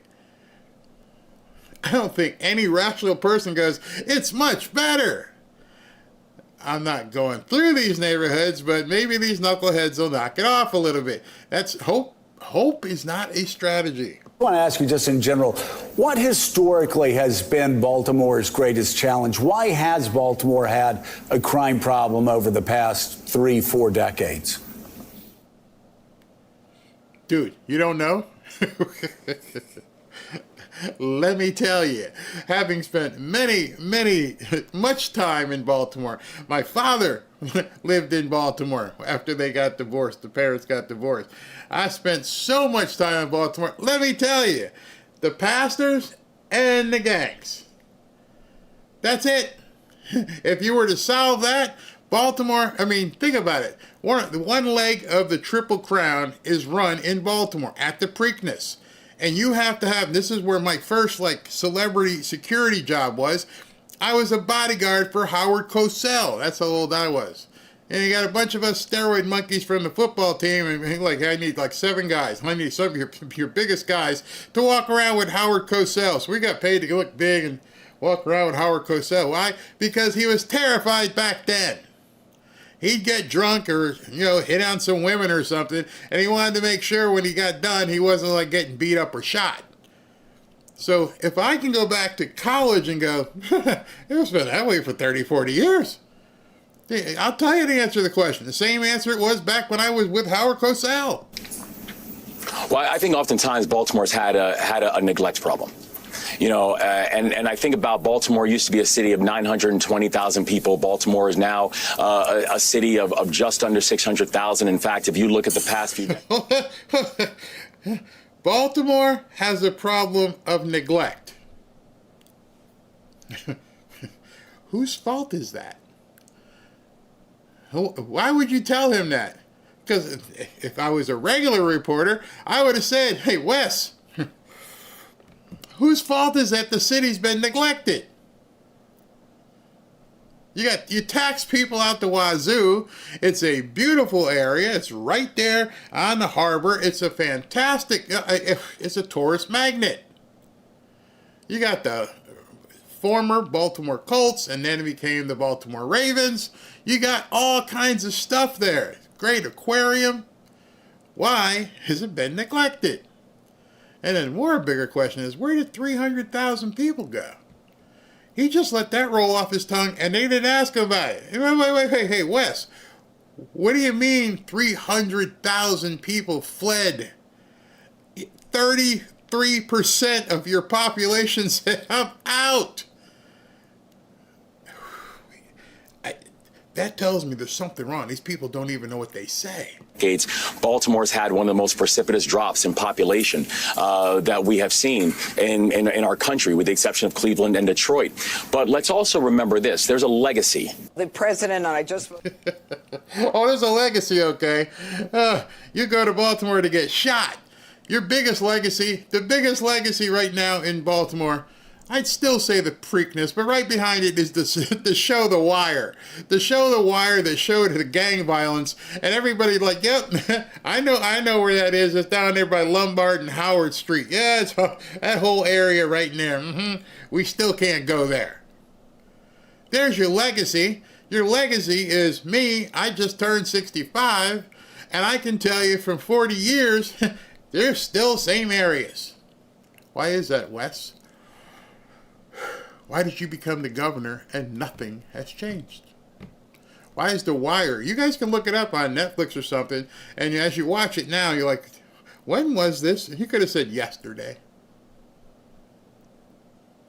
You could just be watching this stuff and just, oh man, this is, whew, that's kind of crazy. Yep, same thing.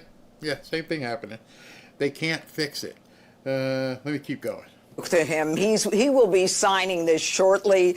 This is when all of the problems started. If you think about what is going on in this country, it is when this movement started to reduce and eliminate cash bail that all the trouble started. So here in D.C., we've got defendants who are committing violent crimes who are being released out onto the streets. They are reoffending, and they're reoffending again. And this is where the trouble begins. The public is not safe when violent criminals repeatedly prove to us that they are not a risk that we can tolerate anymore, when they are not put in jail. And in the end, the president is recognizing, as part of his Make D.C. Safe and Beautiful, that in order to do that, we've got to get the violent criminals off the street. And the president is literally transforming the safety landscape of Washington, D.C.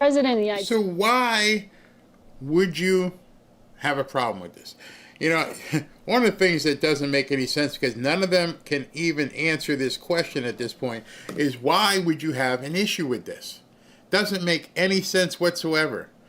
You can ask them straight up, why are you having a problem with safety? I've seen so many videos on X, and they've walked up to people in these protests and like, you realize you're able to be here to protest because it's safe to. It is now safe to protest. If Trump and these guys left, you would leave really fast and never come back. So why? What? I don't understand. What is the problem?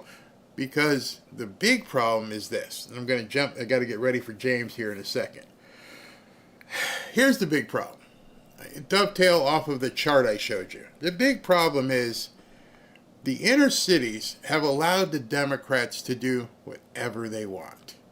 If you've been watching voting tabulations for years, they always say, and Robin has mentioned it to me, she goes, what's the problem here? They always say, well, we're waiting for the, but they don't say the words inner city, but we're waiting for, the 2nd District in Philadelphia to report. We're waiting for Fulton County to report. Why are you waiting on these areas to report? Because when you control these inner city areas, like Philadelphia, like Baltimore, you can conjure up whatever you want in there. Just think of that for a second. It is completely lawless. You control the mayor's office, you're the governor, you have the pastors. You need some votes, man? How many we need? It's 9 o'clock. How many we need?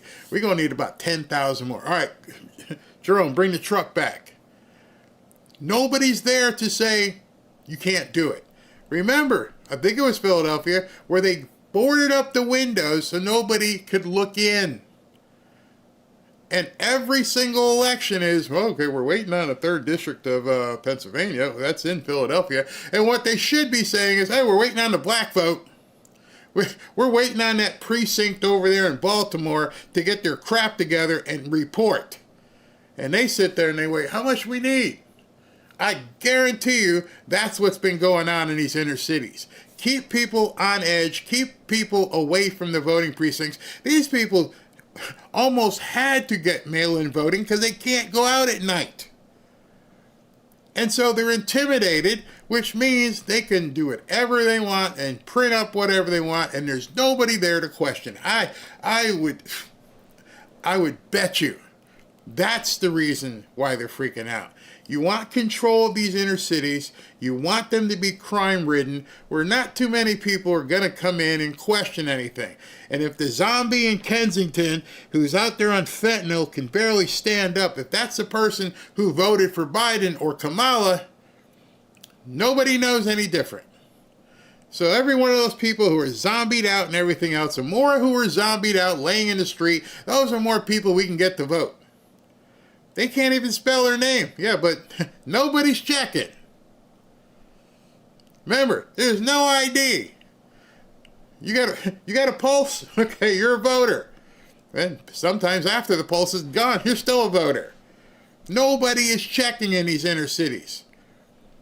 Don't believe me? Go to the next election and stand there and see how many people actually show up.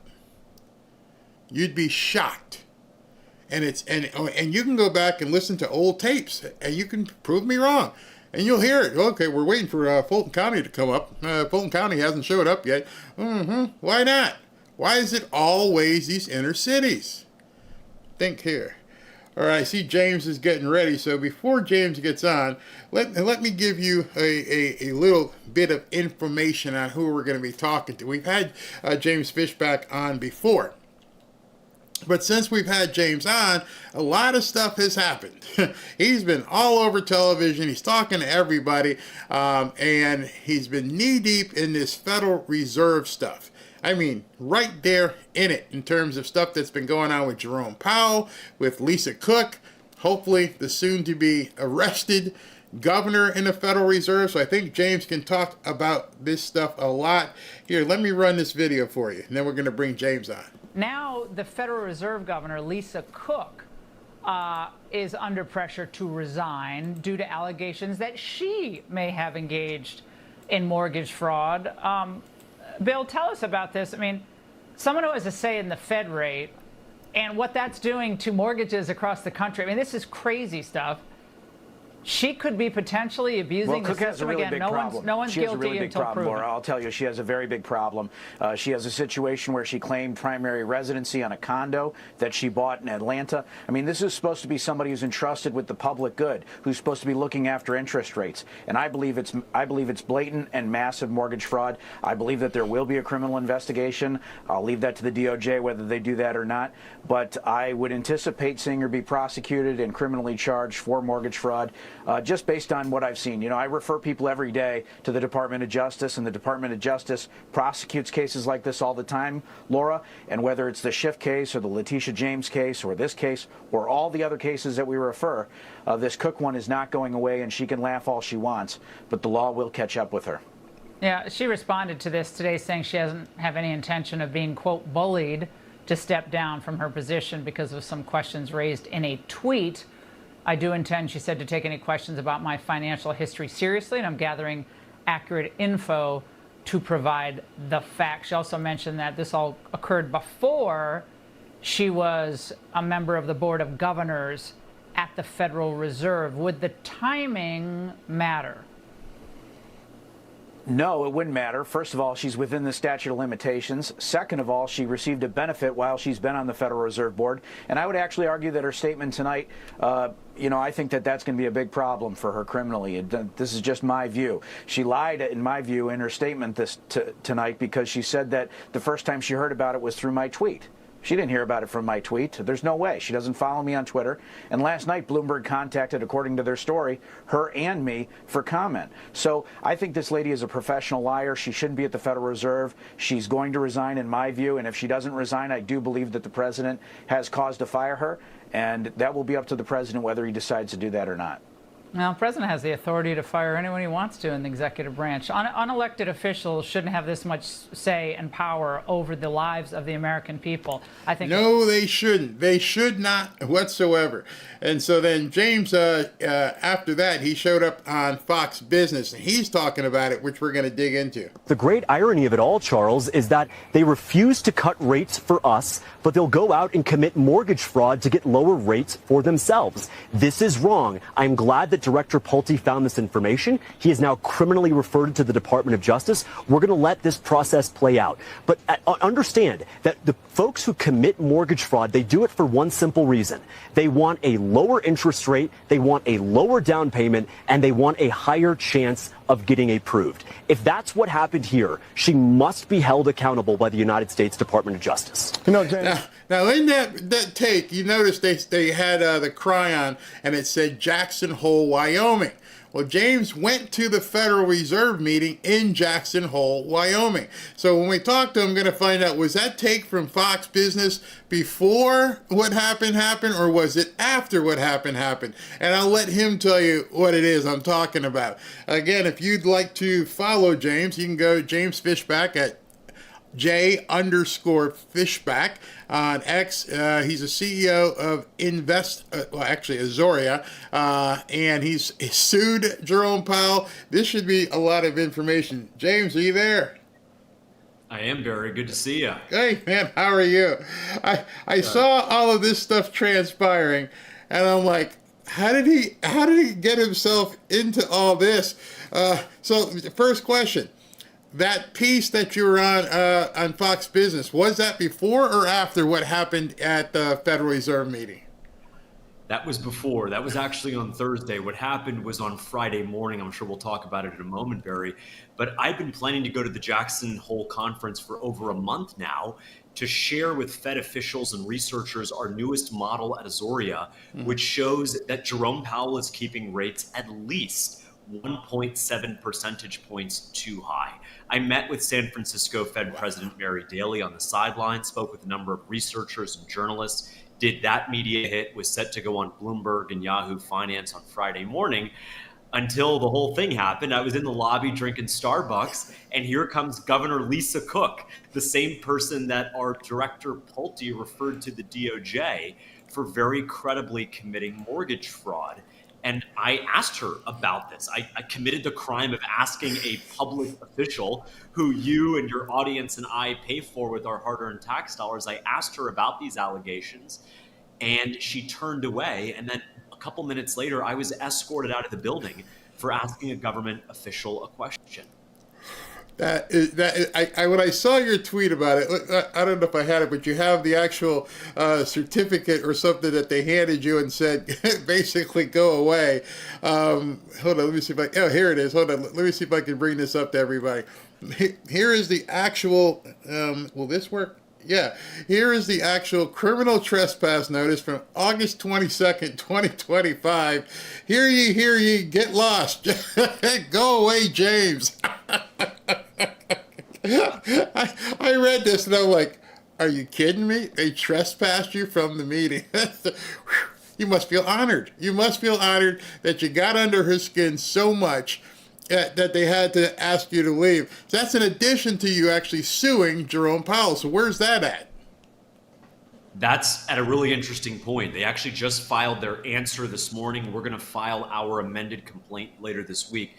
Make no mistake, Barry, we are not going to let Jerome Powell get away with this. He's hiding behind secrecy, holding his meetings behind closed doors. The American people deserve to know what goes on in that meeting. At their last meeting in late July, they had the decision once again to lower interest rates, to look at the data, and they didn't take that decision. But what happened was they had two record dissents. For the first time since 1993, two of the Fed Reserve Chairman's own colleagues on the board openly dissented against him. And then if that wasn't bad enough, within 2 days, we had a third governor abruptly resign and leave the board, and we still don't know why that is. And so the least the Federal Reserve can do is comply with federal law and conduct their business in public.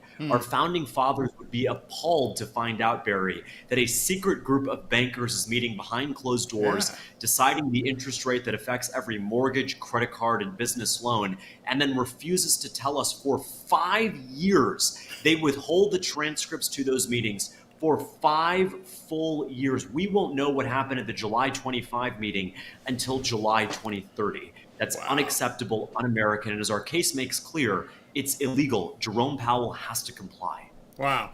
And so Bill Pulte doesn't seem like he's playing around whatsoever. He's now referred Lisa Cook to the DOJ. I've been following him on X, and he says there's a whole lot more coming. He's getting tons of different whistleblowers. As we mentioned before, mortgage fraud is a pretty easy crime to find. I mean, did you sign these 2 documents? Yeah, then one of them is fraud, and there's no real defense, especially somebody at that level, to say I didn't realize I couldn't have 2 primary residents. So what do you think is happening in the DOJ? Why is it so? Is it not a priority at this point? Well, I absolutely think it's a priority. Let's not forget, this time last week, it was referred to the DOJ. These criminal investigations take time. You need a grand jury to indict. I'm confident the DOJ will review the evidence that Director Pulte has put forth and make a decision here shortly. But the more important thing is what the president can do right now. We argue in a legal memo that our team at Lex Politica put together for us. We shared it with the president's team as well. In a 7-page memo that right here, right now, nothing further, the president can remove Lisa Cook from the Federal Reserve Board of Governors. And he can then replace Lisa Cook with someone who will actually do the right thing by looking at the data and lowering interest rates accordingly. And so our legal memo makes clear that the Federal Reserve Act, Section 10, allows the president to remove any governor for cause. Very clearly, Barry, lying on your mortgage application. Let's be clear what she did here. Within the span of 2 weeks, she got 2 mortgages at 2 properties in 2 separate states, Michigan and Georgia, by claiming they were both properties were somehow her primary residence. This didn't happen years apart. It happened 2 weeks apart. Wow. The president has all the information he needs. If President Trump wants to remove her, he has the legal authority to do so. And if he does, that means that Steve Moran, who he brilliantly appointed to fill the vacancy left by Adriana Kugler, who, as I mentioned, resigned right after the July meeting in disgrace without explanation, that now the president will have a commanding majority over the Board of Governors. Americans elected the president to put his people in charge, and that's exactly what's unfolding today. How many people vote on whether or not interest rates should be lowered or raised or kept the same? There's 2 organizations that do that. There's the Board of Governors, which is 7, and then there's the regional Fed presidents, which is 5. So a total of 12. Wow. But there are specific votes that go just to the Board of Governors, like the discount rate. And so the Board of Governors, just those 7 vote. If Lisa Cook is removed by President Trump and he reappoints someone in that seat, we will go to a board that is 4-3, 4 for President Trump's appointees, 3 for President Biden's appointees. That gives us a commanding majority to do the right thing for Americans for once. It doesn't make any sense, Barry, why we have interest rates near 20-year highs despite the fact that inflation is a 4-year low. What Jerome Powell's Fed board has done is economically illiterate, and it's deeply un-American because it means that folks can't get mortgages. If you can't get a mortgage, you can't start a family, you can't grow your family. If you can't do that, you're being denied the promise of the American dream. And so President Trump once again is delivering, and Director Pulte, we got to give him credit as well. I mean, we wouldn't even be talking about this if it were not for his leadership and his meticulous focus on the details. No one, Republican or Democrat, is above the law. Do you think he has found what I keep saying, the Capone vault? Like, how many of these politicians have been using Fannie Mae and HUD and Freddie Mac as their own ATM to buy properties all over the place? As he digs through it, I mean, it's so easy to find because all you got to do is go through the public records. This may cross party lines, won't it? Maybe? I think it absolutely will cross party lines. There's no question about that. And there should be no mercy for any Republican who committed this crime.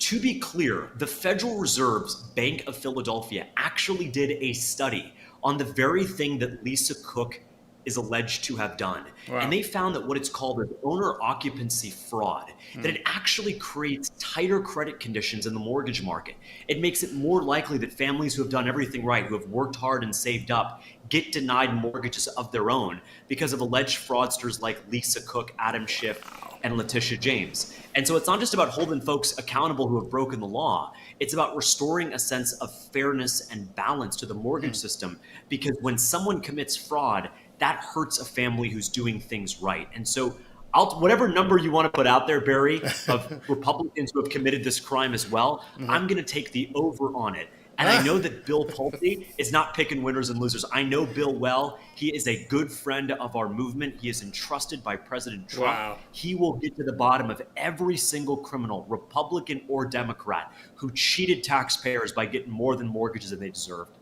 So that's probably going to spell the same for Letitia James, who, again, it's cut and dry. The paperwork is here. And what is the thing with her putting down that her husband was her father or something? I mean, it's ridiculous the hoops they will jump through to commit this kind of a fraud. It's unbelievable. And it just shows you in a really stark way, Barry, that they realize that the system is so messed up, that the way the system is currently set up, people who have done things right, hardworking families in my home state of Florida, if they just play by the rules, they can't get ahead. What Letitia James and Lisa Cook and Adam Schiff have done is that they have shown that the only way you can truly get ahead in this messed up mortgage system that Director Pulte and President Trump are fixing is essentially by cheating. And that's not okay. And it's really rich that the very people who tried to catch President Trump in some sort of paperwork error about the Mar-a-Lago documents, which was a total made-up witch hunt, they themselves went out to commit a real crime for which the DOJ prosecutes hundreds of people for every single year. This is not a novel legal theory. This is not the Espionage Act from the 1920s. This is basic lying to a financial institution for your own private gain. That's a crime, and they should all be brought to justice for it. In that first piece with Bill Pulte and Laura Ingraham, he mentioned the statute of limitations. Do you have any idea what the statute of limitations is on mortgage fraud? It is 10 years. That's the federal statute of limitation. And let's not forget, by the way, it's 10 years from when she filled out the application, which was in July of 2021. So we have until July of 2031 to prosecute it. Wow. But here's the important thing. Everyone says, well, this was a mistake. It was 4 years ago. Let's forget about it. Yeah. Here's my response to that. Very simply, the mortgages are still outstanding. Every single month, she makes a mortgage payment that does not reflect the reality of what she stated on those documents. These were not primary residence. These were investment properties. She lied to extract a benefit from the taxpayers. So last month, the month before that, the month before that, were all due to the fact that she got lower mortgage payments than she otherwise would have had she told the truth. And so as far as anyone's concerned, this fraud is continued. It has continued and continued. It is being perpetuated against the taxpayer every single month. Yeah, the people aren't grasping that these frauds and these conspiracies, they keep elongating the time because it's still happening. And that doesn't even to account how many, and I'm sure Bill has begun pulling it, how many of these applications from various politicians have been in the pipeline. You see, this is, maybe they're out there canceling their deals, like, nope, never mind. But the fact that you applied, and you stop me if I'm wrong, the fact that you applied and you don't close, you still sent in an application on a federal form. Is that correct? That is exactly right. That is exactly right. Even if you didn't get approved on it, it doesn't matter. It's like if you tried to rob the bank and you somehow didn't get away because the security guard shot you in the foot as you deserved to be dealt with. It doesn't change the fact that you attempted to rob the bank. The statute in question is Title 18 of the U.S. Code, Section 1014, Barry.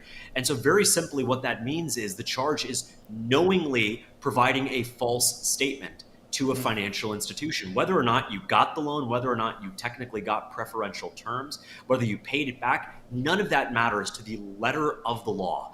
You lied, the taxpayers were defrauded, end of story, throw them in cuffs.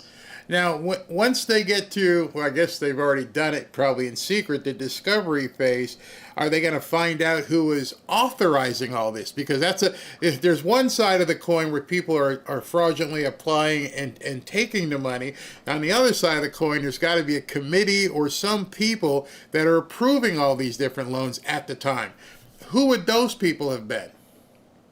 That's exactly right. And that's what you want to see in this investigation is, were the mortgage originators on the other end, were they aware that she was making false statements? Is there a chance that they were also in, not just on her case, but there's large-scale mortgage fraud that happens from both the folks taking out mortgages and the people who are also brokering those mortgages. And so what Bill Pulte, I think, recognizes, the patriot, the steadfast defender of liberty, that he is that a mortgage system that is ripe with fraud cannot deliver for Americans. When we root out the fraud, whether it's in illegal immigration or Social Security or in mortgage origination, we make it fair for American citizens once again. Absolutely. Do you think that your case, and first of all, what's the objective of your case? What are you trying to, what's the relief you're asking the court for? Azoria v. Powell is a federal case that my investment firm, Azoria, brought against Jerome Powell and his Fed board. The relief that we are asking for is that the Federal Reserve needs to conduct its business in public. If Jerome Powell is not being political, if he is not trying to undermine President Trump and the 80 million people who voted for him by refusing to lower interest rates in line with the data, then very simply, he should have no issue with opening those meetings up to the public so we can see those discussions. We can see exactly what's going into these bizarre political decisions that have led to the highest interest rates in nearly 20 years. So our relief is very simple. Open the meetings up, deliver transparency and accountability, because at the end of the day, and you know this well, Barry, sunlight is the best disinfectant. Yeah, absolutely. I had a question. So they gave you, I'm looking at it right now, I guess we can show it to people. They gave you a criminal trespass, which means they've charged you with breaking the law. I'm not a lawyer, but it says criminal on it. I'm wondering at that point, did they open a door or something where they've charged you with something, just like with any other defendant's case, depending on how you want to push it? Can you now bring her in as a witness and and talk to, I'm just wondering here, my mind's going, she's the one that complained to the cops gave you the criminal trespass. Where could that go? Are you just going to pay the fine and just not go back to Jackson Hole? Gosh, I love Jackson Hole. It is a beautiful, beautiful part of the country. But the criminal trespass notice was not me being charged with a crime. It was saying, we are warning you, if you come back here and ask Lisa Cook or Jerome Powell or anyone any other questions, we are then going to arrest you. Think about that for a moment. It's not about me. It's fine. I can't go back to this Jackson Hole event. That's fine. But think about what this represents in America. That if you go to a government meeting and you ask a government official a question they do not like, they will remove you and threaten you with criminal prosecution. This is further proof that as much work as President Trump has done, as much as he has accomplished, there is still an anti-American element in our country, deeply embedded within our federal government, that hates free speech, that hates open debate, that hates the fact that you and I are even having this conversation, and that your incredible audience, Barry, is even able to listen to the discussion that we are having. This needs to be tackled, because this is an analogy that if it continues to run, poses a threat to all Americans. If you can't question your government, whether it's the Department of Defense, Treasury, or dare I even say the Federal Reserve, that we are not living in America as we know it anymore. I'm wondering, normal Fannie Mae, HUD, and Freddie mortgages have a certain limit. No matter what your credit or down payment is, they have have you seen anything, or if you've talked to Sam Antar, did they go over the limit with these mortgages as well? I don't know the specifics of this case about what the limits, the loan to value might have been, but the mere fact that she got 2 mortgages, both claiming them to be primary residences within the span of 2 weeks, is the crime in and of itself. I mean, theoretically, Barry, if it were the case that the second mortgage, just for argument's sake, had a mortgage rate that was double that of the first mortgage, it would still be a crime, because she still made a knowingly false statement by claiming the second mortgage was for her primary residence, which she got another mortgage on just 2 weeks prior. The crime isn't the specific LTV or the mortgage rate. That's what typically motivates the crime. But the crime here is Title 18 U.S. Code Section 1014, which is knowingly making a false statement to a financial institution. From the evidence that I have seen, I believe that Lisa Cook will be indicted by the DOJ for this right here, right now, even without a criminal indictment. She can be removed by President Trump for cause because of the malfeasance that is made clear by the credible evidence that Director Pulte has put forward. I saw one of your tweets and just wanted to make sure everybody knows, unlike being convicted, you don't have to be convicted to be removed from the Federal Reserve Board, correct? Correct. There is no constitutional right to being on the Federal Reserve Board. You serve under the pleasure of the President of the United States, the Chief Executive, the Appointments Clause, Article 2. And so, no, she deserves the presumption of innocence. She deserves that. She will get her fair day in court. She will be tried likely in Washington, D.C., which is honestly a pretty fair venue for someone like her, given her progressive leanings. So that's the case. Now, but in the meantime, in between time, given the allegation itself, given the credible evidence put forward by Director Pulte, President Trump definitively has the legal authority to remove her. It would be awfully ironic and hypocritical if she was allowed to sit on the Fed board and set interest rates which influence mortgage rates, refuse to lower mortgage rates for you, me, and your listeners, Barry, or going out and commit mortgage fraud so she herself could get a lower mortgage rate. It doesn't make any sense. I didn't even think about that. I'm like, that's one tangled web. It's like, I'm being accused of mortgage fraud. I'm probably going to be indicted, but I'm still sitting here telling you what you're going to pay, even though I'm not listening to myself. That's a lot of chutzpah. I mean, it's seriously, when you look at some of the things that these Democrats have done, you have to go, damn.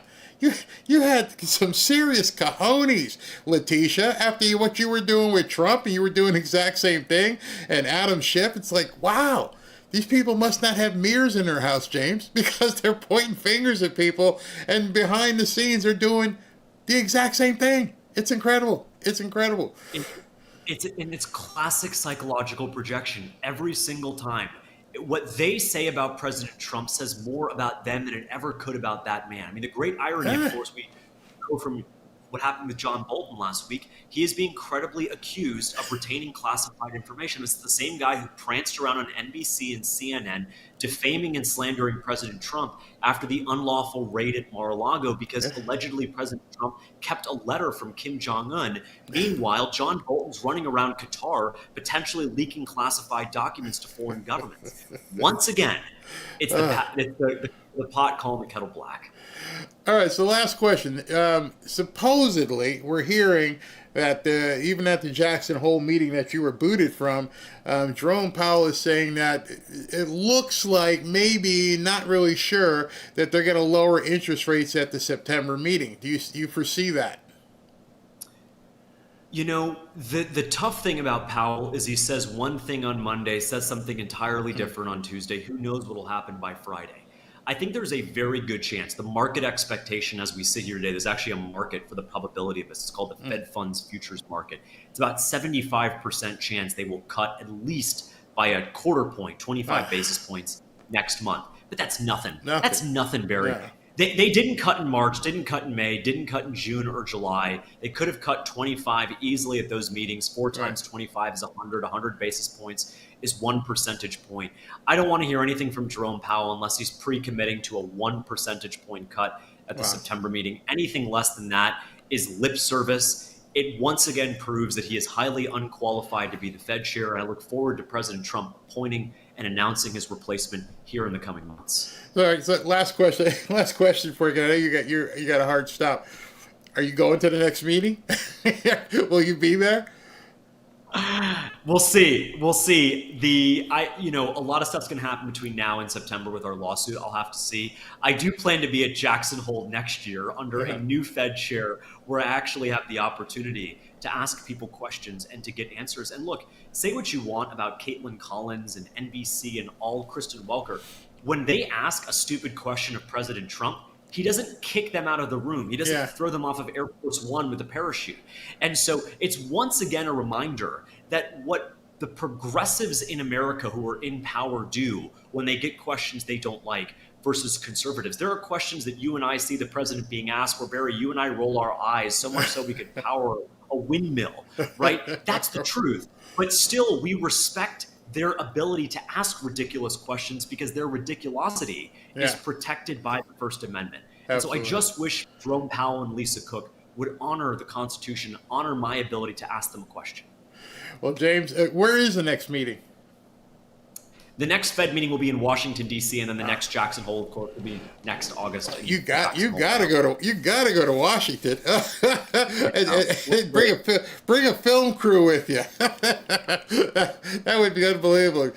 James, keep the fight going, man. I'd love to bring you back. I'd love to hear what more stuff you dig up, and I hope an indictment is in our very near future, at least for her and Letitia James. And Adam Schiff. I hope all three of them have a knock on the door very soon. Thanks for coming in today. My pleasure. Thanks, Barry. All right, bye-bye. All right, everybody. Again, if you'd like to follow James, let me go back to his actual page. It's James Fishback at J_Fishback. All right, so I loved it. Loved talking to him. Loved talking money. And speaking of money, I'll be right back. It's genius. It's pure genius. America is the country that started the AI race. And as President of the United States, I'm here today to declare that America is going to win it. We're going to work hard. We're going to win it. Why do so many financial experts call silver the most undervalued asset today? Because silver is essential to the future, from solar tech and electric vehicles to the explosive growth of artificial intelligence. Demand is rising fast, and yet silver is still trading at a bargain. With billions pouring into AI, silver prices have only one place to go, and that's up. In fact, silver may be the most overlooked asset class in financial planning. The opportunity for silver is well documented. The market for silver could double or even triple by 2026.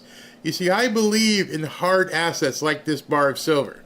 You can hold it in your hand, you can put it in your IRA, you can put it in your home safe, and relative to gold, it's very affordable.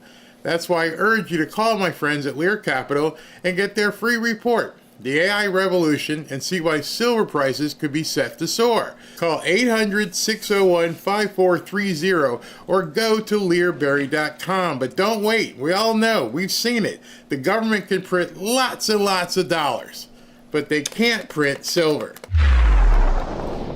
Alrighty, everybody. Wow, I cannot believe we've been here for 3.5 hours. We're going to be at 7:30 tonight. I've got a whole bunch of content. You know, wait a second. Before we go, let me check something. Pam Bondi was supposed to do a press conference at 3 o'clock. So we might be here a little bit longer. Hold on. She arrested somebody. Yeah, so here's what we're going to do. Pam Bondi, let me just get it queued up. Okay. If you guys want to, I was going to go to the Super Chats, but Pam Bondi is due to speak here any second. Just to let you know what happened. Maybe I can tape it for tonight. That's what I'll do. We already been here 3.5 hours. I got to eat. You got to do something. So Pam Bondi, she's going to be doing a press conference because they just arrested, or rather one of the head of the Sinaloa, whatever cartel in Mexico. He's going to plead guilty, or was scheduled to plead guilty today. And so they're not out. They're a little bit late. Here, let me show you what's going on right there. That's the courtroom where she's supposed to do the press conference. Oh man, what so much stuff happening. I mean, it's absolutely crazy in terms of all the stuff that's happening. Let me turn that down so you can hear me. But she's supposed to do a press conference at this arraignment or whatever the guy's allocuting and pleading guilty. So what I'll do is I'll tape that and I'll have that for tonight, and then we can watch it tonight. Barry, I'm going to say, Barry, you're going to have to get takeout delivery. No, Todd's funny. This is funny. Barry, you're going to have to get takeout delivery. I have to call Uber Eats and tell them to send some food to everybody. I'll tape that. You guys have already been here for 3.5 hours. And then I'll bring that to you tonight as part of our show, because otherwise we could be here another hour. Yes, Kelly, she's not announcing arrest. This guy here, who's the head of the cartel in Mexico, they already arrested him, extradited him, brought him in, and he's pleading guilty. And so that's what she's going to be talking about. So you guys can let me know in the chat. Let me know in the chat if you want me to keep it going or record it for tonight. If you tell me you want me to keep it going, I don't mind. I'll put it on and we can see what's going on. Got a good question from Gina. Gina says, stupid question. No, it's not a stupid question. How does mortgage fraud affect taxpayers? Well, when there's fraud, the banks have to, how can I say this, assume a certain amount of risk when they do a loan. And when they imply that risk, and when there's fraud, it could affect how they lend to other people. Again, just like with anything else, is supply and demand. If they need to get more money out on the street, well, their criteria at that point could mean we want more money down. The bigger part of this picture is what the interest rates are doing. She's influencing the interest rates while she's profiting off of the lower interest rates. In addition to that, it's a HUD loan, a HUD or Fannie or Freddie loan, which it can affect you, because now it's going to happen. Well, this might be a good thing. People will scrutinize these signatures even more so. So that isn't a negative effect, but still it's causing a problem, because whether or not she defaults, and that's the whole thing with this. The owner-occupied loans are for people who live in their house, because people who live in their house are less likely to default. So what she did was she claimed 2 primary residents, and one of them is obviously a rental property. So will it affect you today? No. Could it affect you tomorrow? Well, we don't know how many defaults that are out there. Just imagine this. How many of the defaults across the nation on mortgage defaults, people who can't or won't pay their mortgage, how many of those people committed mortgage fraud to get the loan? See, that's where it affects you as a homeowner or prospective homeowner, is because they have to account for a certain amount of fraud. That's where it is. All right, let's see here. Yep. All right. Somebody's like, either way is fine. All right. So that's what I'm going to do. I'm going to break, and then I'll record it, because I don't even know where she is right now, and we have no idea how long it'll take. But it might be interested to see it later. So we'll do that. So we've already been here for 3.5 hours. Wow. Wow. Wow. All right, so let me do super chats, and we'll get out of here for now, and then we'll come back at 7:30. I have so much content from today that I even have a chance to get to at this point. All right, so here we go. Barry, could you wish my wife Dee Dee a happy birthday? Love ya, hook 'em. Dee Dee, happy birthday. Hope you have many, many more. Also, while you're there, I forgot, SV had sent me something yesterday. I want to take a second. All right, so let me see if I can bring this up. And I wanted to show you guys, because I'm not sure if this was the woman who emailed me, but I wanted to share this with everybody. All right, here we go. It says, Barry, a viewer just posted this message in the Rumble chat. Yellowstone fan 75, I want all you to know my husband died Thursday morning. Here at home. I did CPR on him, but he was gone immediately. And he loved watching Barry every day. Oh my gosh. Oh my gosh. Guess what? I'm so very sorry for your loss. If there's anything we can do, please hit up one of the mods if you happen to be watching, or if any of you guys know who that is. And, just please reach out to one of the mods. We'd like to send you something. So sorry for your loss. We will be praying for you, and I'm sure the family here would be saying exactly the same. Just heard thunder. It's that time of day. Thunder 30, as we call it here. Wow, sorry to hear that. It's an absolute shame that what the Democrats and Newsom are doing to California. I'm from California. Why are allowing Chinese investors to buy, 5 burned up properties at a time in the Palisades? That is a crime. That is an absolute crime. I don't know why they're even allowed it. I think that was the intent. Favosky, thank you. Tinley. Trump seems to have touched Kim Jong-un's heart. He now builds resorts, honored dead servicemen, had a press conference. May not be genuine, but still a change. Barry, please post the pictures of you in the Trump shoes. Well, I don't have them with me now, but what I'll do is we're going to a game this weekend. I'll let Robin go ahead and take a picture. Fazul, pronouns, I ganda, they ganda, ganda. Frank, sounds like a message. Uganda. I like that one. Uganda. Carl Hassenauer. The rainbow has 7 primary colors. The pride flag only has 6. Satan is a master of counterfeits and fakes. Stay prayed up. Spiritual warfare. I keep looking at to see if Pam comes up.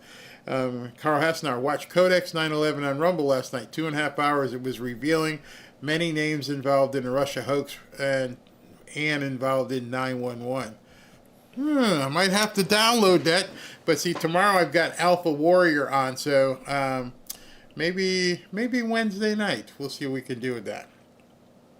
Chapo, she probably tried to get 2 mortgages in under a month so the first one wouldn't show up on her credit when she closed the second. There you go. That's exactly what she did. And Vance Bukele in 2028 from Kenneth. You're on to something there. Tried to close 2 loans before the first one got reported. I bet that is the case, which means then her mortgage broker was a part of the scam. Exactly. All right, so I'm going to get out of here. We're going to get back together at 7:30. I got a whole bunch of content for you, and this will be one of the things. Because all the FBI agents are just standing around. They're not ready yet. All right, and thanks for tuning in. Whew, what a long one. What a long one. Talk to you guys tonight.